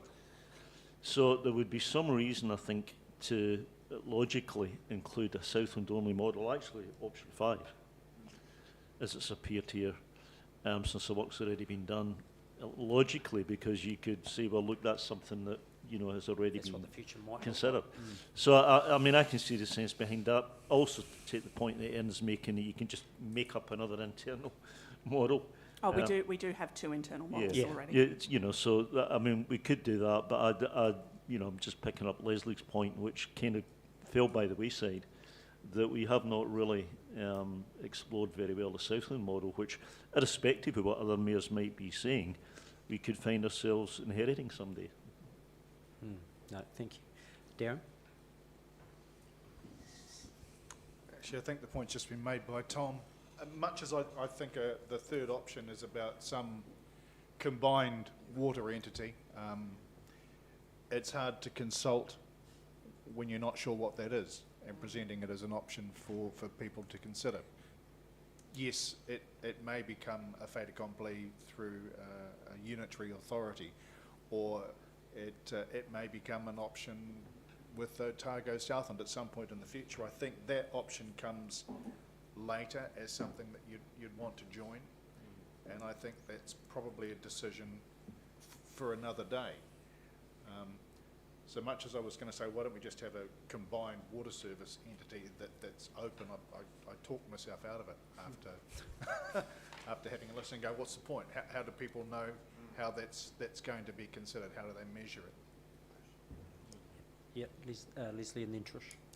Thanks, Chair. So my first question was going to be, were we required, as it says at page 3 under the recommendations, to put in option 1 as the status quo option? So Erin's clarified, in fact, that option 2 would work as the status quo option. So that brings me back to the point I raised about option 5, the Southland only water services entity. I think our conversation has got to the point where both option 6, which we actually don't have in the recommendations anyway, and option 7 are eliminated, because we cannot say that they are realistic options. We can go out to consult on them, and the answer could be, oh, not even half of our regional partners are actually interested, it's not a goer, end of story. So the third option I would be putting back on the table was more work to be done on option 5 to get it ready to go out to consultation. The proviso to that was that we would need to very quickly talk to our 2 partners in that option as to whether it's more realistic than putting option 6 or 7 on the table. If both or one of the partners in that option were to say, we don't want to go with it, we want to either stand alone or we want to go with Otago Southland only or whatever, then we would need to come back and find a third option, but my preference would certainly be that we went for option 2, and for realism purposes eliminated 7, put up 2, 4 and 5, with the proviso that there's more work done on 5. So if you looked at the second part of, which is point 3 in the agenda under the recommendations, at the moment 7 is in there. You'd propose swap out 7 for 5. I would support that. Option 7 to 5. Yep. Yeah, okay. Yeah, cool. Just to sort of clarify. With some wording that said more work needs to be done on option 5 to prepare it. But So Trish and then... Sorry, Chair, I just want to clarify, because we did have it in slides and then we took it out, so I just want to make sure I don't miss a piece of information. And that's that there are currently 5 of the Otago Southland councils still looking at the collaboration model. So just to Sorry, what was that? There are currently 5 of the Otago Southland councils that are still doing work around a collaboration model. But which one of the 2? Yeah. Which one? Which one of the 2? Simply Harmonisation or not? only option 6, the fully harmonised model. And there's our problem, because we're Yeah. then we would come back Absolutely to option accept that. 6, not So option 7. just for clarity, how many councils are in that hub? That are currently doing that work. That's still currently 5, isn't it, Stuart, who's currently working with them on it? No, but how many total councils are in that hub? There's more than 5? Or is there only 5? Oh, there's 8 total. So 5 of the 8 are still looking at, but it's harmonised.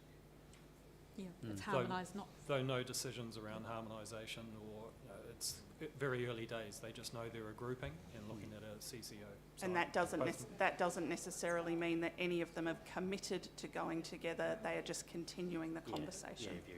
Okay, so Trish and then Nobby, and then we might get to a decision. Could we not have a third option? I definitely agree, option 7 shouldn't be on the table, but a third option that said something like, we would commit to an in-house option, and after 1 year there'd be a formal review of the practice. Could that? No, We can't do that? too short.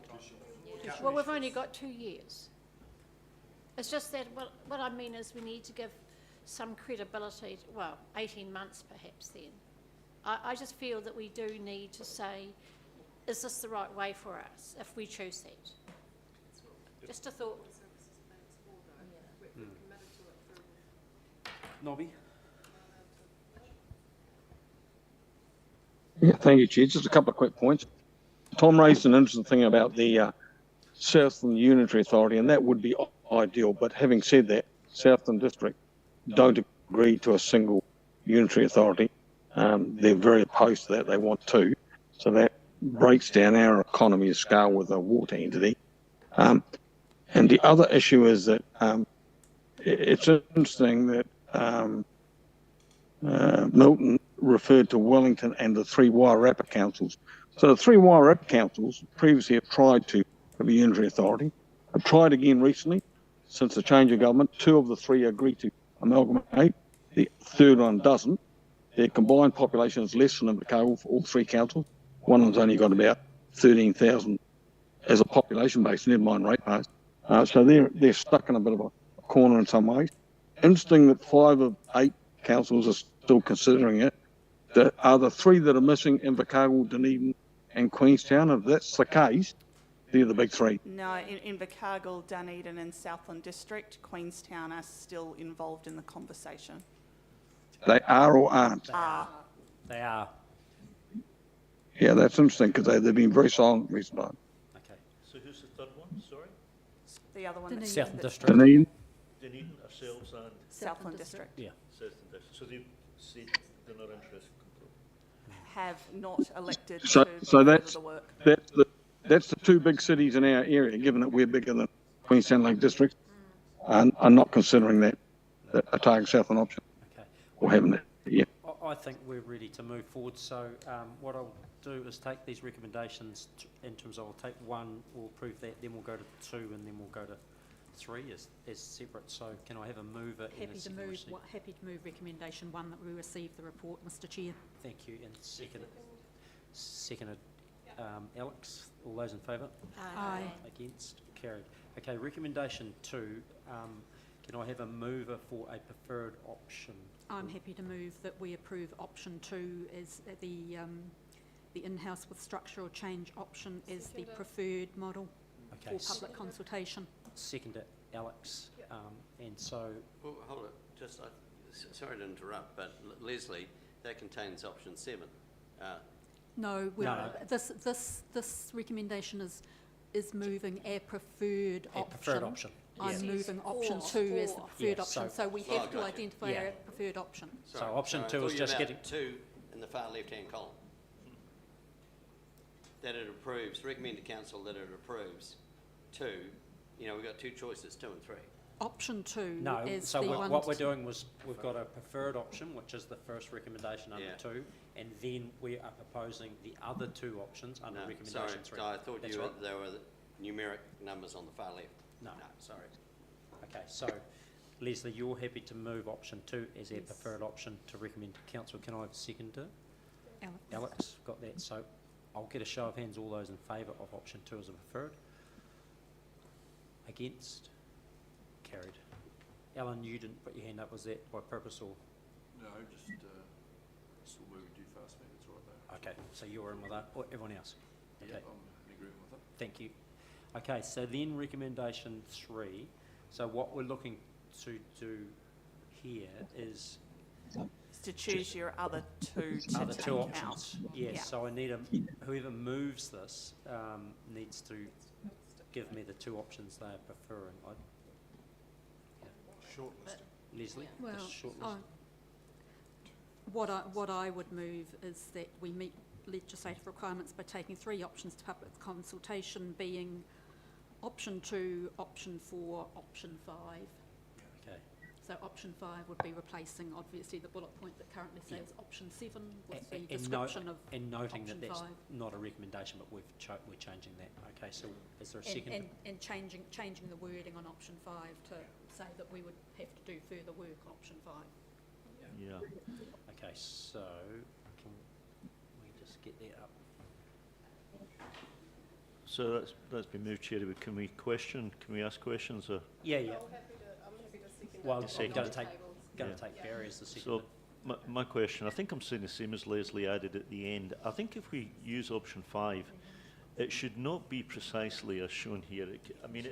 It really, option 5, it should be that we enter discussions with the other 2, the other 2 TAs over a model which may be harmonised or not. It should be left. It should not be precisely a harmonised model. It should be it should be whether the public prefer us to discuss with Southland a a combined model. Yeah. Okay, so what, just to capture that in Leslie, so with option 5, what we've got there is noting further work required. Are you happy that that sufficiently captures that we need to work through some of the things you just raised, Tom, or do you want it more specified way? And it's probably to Leslie because she's been the mover of it. Well, maybe noting further work is required it's... Further work is required on developing the option and the harmonisation / deferred harmonisation section of that option, Or, so that it's explicit what we're actually requiring.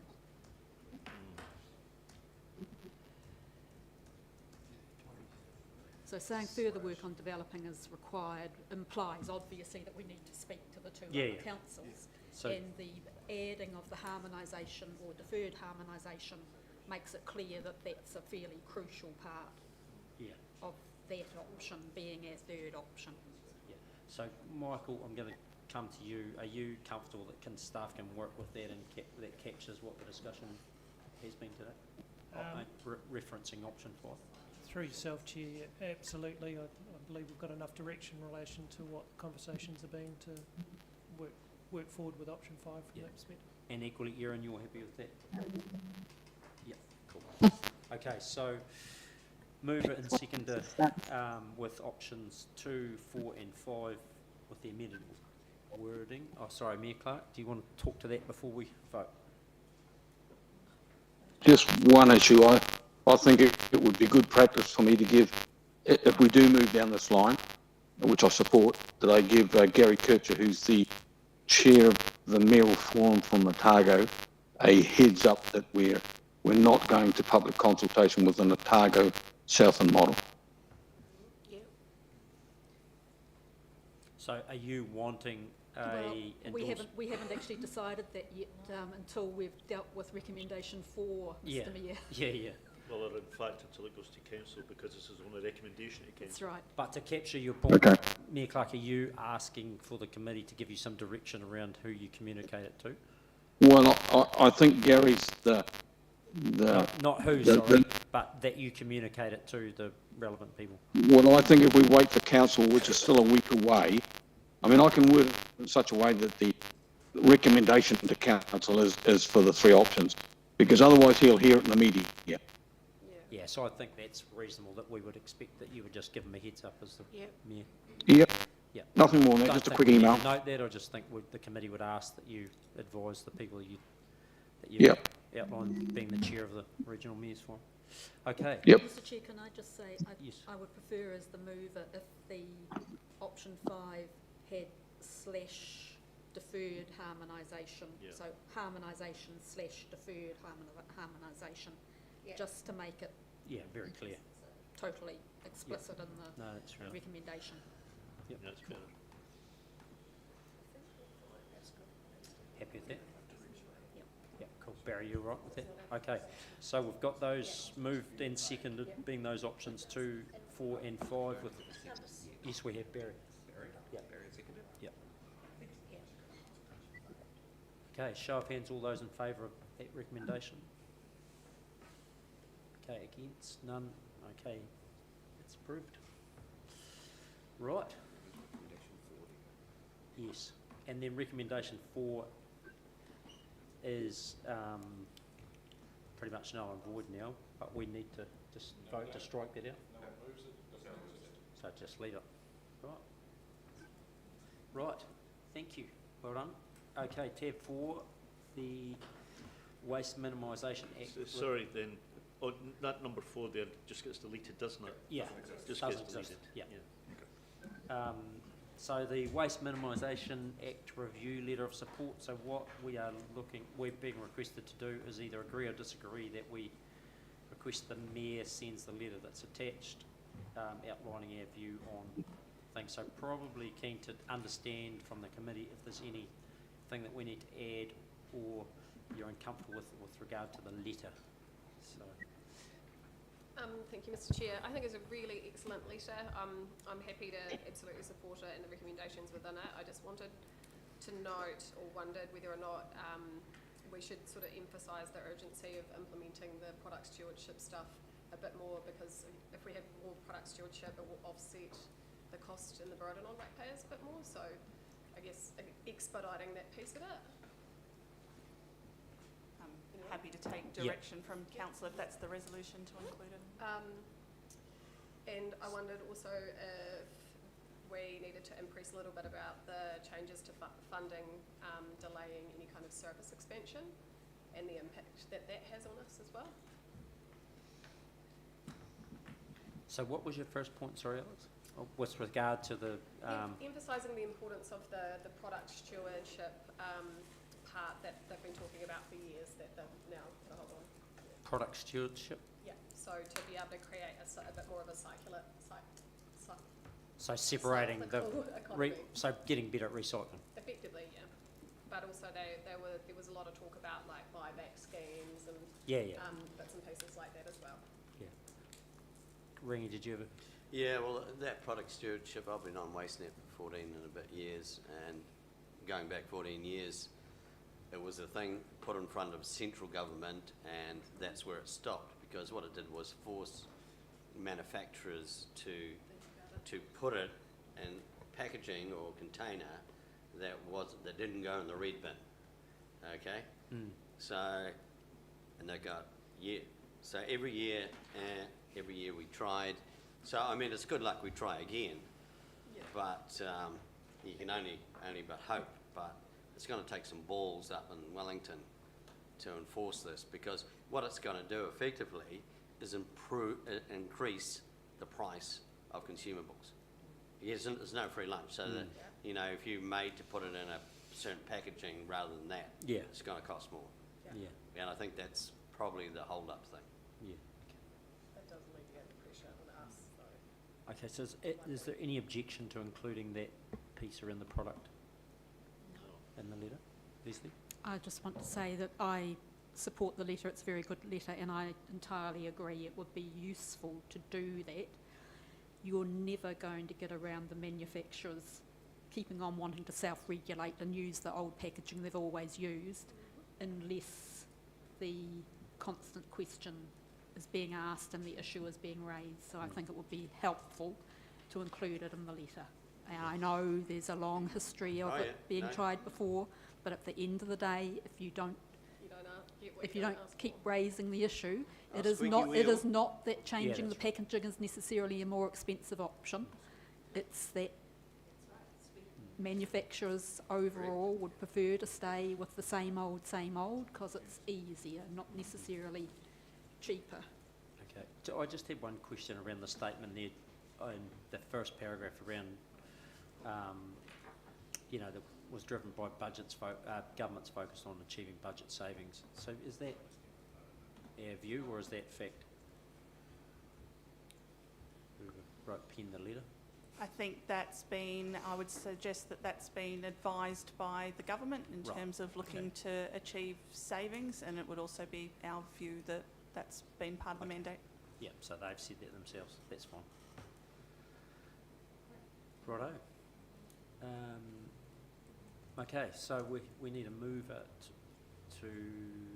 Happy to move. We'll take whoever's moving when it's going to be you, Alex. So you're happy with 1, 2, and you're suggesting agrees? That we agree, yeah. Happy to second that. Discussed amendments. Yeah. Sorry, Chair, can I just ask that we just document those amendments just for clarity? Just...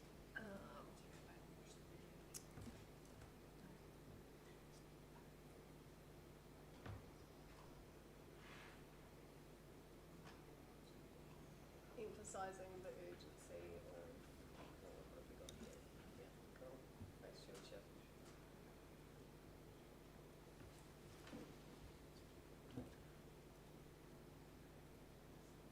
Steward or Stewart? Just type something randomly with one word. Stewart or Steward? With a D instead of a T.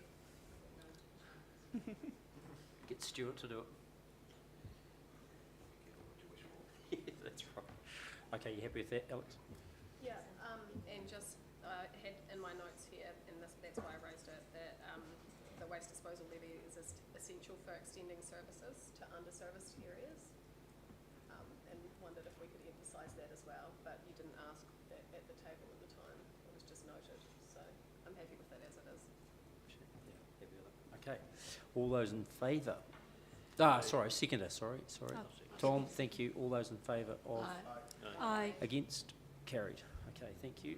And then the proposed Water Services Authority levy submission. So again, we're looking for basically to endorse the letter that's been written on our behalf with regard to these proposed changes.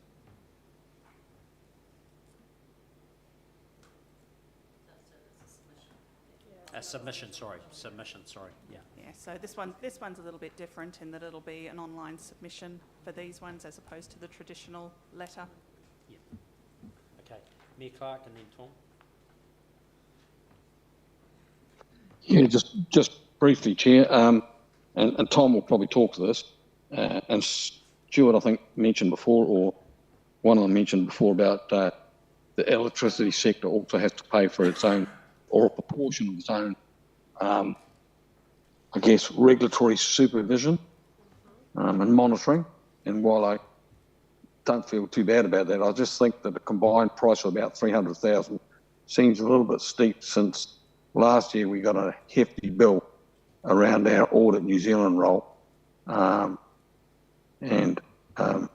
it just seems to me the government needs to get the message that they just can't keep forcing these costs onto us. I know they'll do it regardless, but it just adds to our pain, as it were. If you combine what's proposed here and what we've got through Audit New Zealand costs last year and coming up the next couple of years, it's probably the best part of $500,000 more in audit fees. But I'll let Tom talk to that because he knows about the fees that are on electricity company. Thank you, Tom. So I mean, I'm a bit, I don't say uneasy exactly, but I mean, I just wonder whether it's a good idea to be submitting saying that we think government should carry these costs. The reality is that other utility sectors like electricity and gas both have regulators and pay fees to the regulator to pay the cost to run the regulator and to Comcom. And that then is on charge to consumers for both gas and electricity. So if you look at electricity Invercargill, last year paid $50,000 approximately to the Commerce Commission and $50,000 to the Electricity Authority for regulation. So the total was about 100,000. I know the gas industry's got a similar system. Electricity Invercargill then passed that on to the consumer through line charges. I would expect that the government would argue that they're simply being consistent in the way that they've designed this. What I would say, though, is that we've been told that it might add up to $300,000. Electricity Invercargill pay $100,000, right? So 3 times increase seems, you know, I would be, and I think there's 2 things that I'd be pushing. One is, why is it so high? Does it include setup costs? Because I would have thought setup costs should have been carried by government, central government. And the other one is whether you know, that is a sort of 1 year 300,000 because they're paying the establishment costs, and then it's going to fall back to something which is you might consider more reasonable, which might be around 100,000 total mark. Because there's a big difference whether you're thinking about it as a long-term 300,000 or if you're thinking about it as a single year. Again, this is something that's reasonably recently dropped for us, so we don't have a great deal of understanding of exactly how it will work. What I would note, though, was that when we were questioning Marlon about it a bit before this meeting, he talked about the fact that it may be cheaper to receive regulation if you were only operating a 3 waters entity, say if you were standalone, than it would if you were in council, because the investigations would be bigger if they had to look across all of council.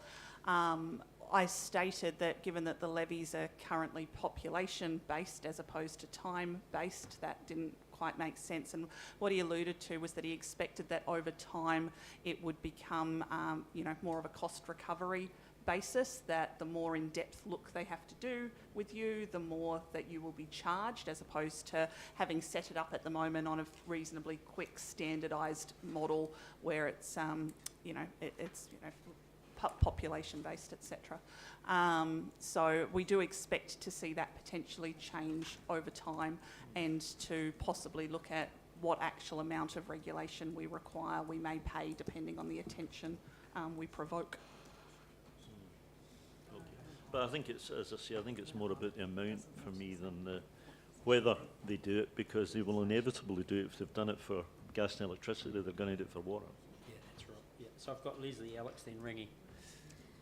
Thanks, Mr Chair. So almost worse for me is the information on page 44 that this over $300,000 of levy is based on the Commerce Commission only utilising 2 areas marked with an asterisk in the first 5 years. Yeah. So there are a number of other listed bullet-pointed areas that are not included in this $300,000 cost. In other words, we do not have all the information. We have a very high cost for a couple of elements. We have the impact that is likely to make on our rates increase, which is not insubstantial. And while I accept that the levy is perhaps consistent with levies in other utility areas, this is a ridiculous position to present us with. And I think that it is fair enough to make a submission that says that.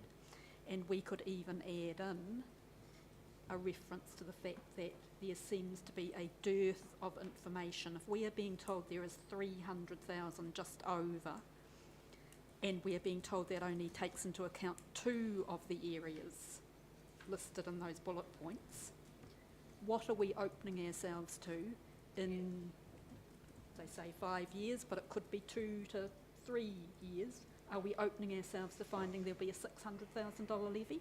We don't know. But there are a number of other bullet-pointed areas there that are not included in this figure. And I think that is a serious question in itself. So I actually agree with putting in a submission and at least asking the questions and making the point. Last-minute things like this coming out of the blue are just not acceptable for local government to be faced with. And we can even double emphasise the time of year this has been slipped in, let alone the fact that it's been slipped in without correct and proper information that we would expect when we are talking about a significant new levy. No, agree. Thank you. Alex? Thank you, Chair. To Leslie's point, I completely agree there. We've just passed a resolution for our preferred option for the water services to go out in consultation on to be our in-house option. Obviously no decision made, we have to go through a consultation process. But to Tom's example, we are not yet a CCO, we are not yet regulated by that from a CCO standpoint. And so yes, your gas and your electricity, and they pay to the entity now. That doesn't necessarily mean that we should for our core services, and if we are going to keep them in-house, they'll still remain core services. So I'm much like Leslie has said, I think I support the submission as it stands, because what other core services are we going to start paying levies for? Thank you. Ringy? There is no transparency in what they're and justification of what they're asking for. So we need transparency. It's all over the place. They're just picking numbers. I mean, are we paying for a fleet of Range Rovers in Wellington? What are we paying for? You know, I mean, it could be anything. You know, lobster for lunch. You know, you just don't know. They come up with these numbers. So there's got to be justification. And Tom's given us a great example of an entity doing similar work. So we definitely have to ask some questions. My only point is probably just on the paper. Is it worth us doing an executive summary of our key points, just bang, bang, bang, bang, so we know what it's like sitting around these sort of review committees, and they, you know, sometimes get lost in the words, and, you know, there's some really pertinent points, and I think each councillor's raised them. Can we just bullet point right at the start of it, here's what our issues are with it, bang, bang, bang, bang? The difficulty we had is that there's not the ability just to append a submission. You're putting our input into the boxes in the form It's online, because it's online. There is also not an opportunity to speak to these submissions as we would normally see either. Convenient truth. Okay. There is the ability at the bottom of one of them, and I forget which one it was, that said, is there anything else you would like to say? This one there is. But that's only on one. Yeah, okay, right, I tried. Righto, so, we can move it and second? No, so can I have a mover and seconder, please, for all the recommendations with your preference around agree or disagree? Tom, and you agrees, we submit the, agree? Yes. Yep, and seconder Trish? Yep. Okay, no final discussions, all those in favour? Aye. Against? Carried. And that is the end of the meeting. We're a workshop now, Are you trying to be funny? What would you like it on?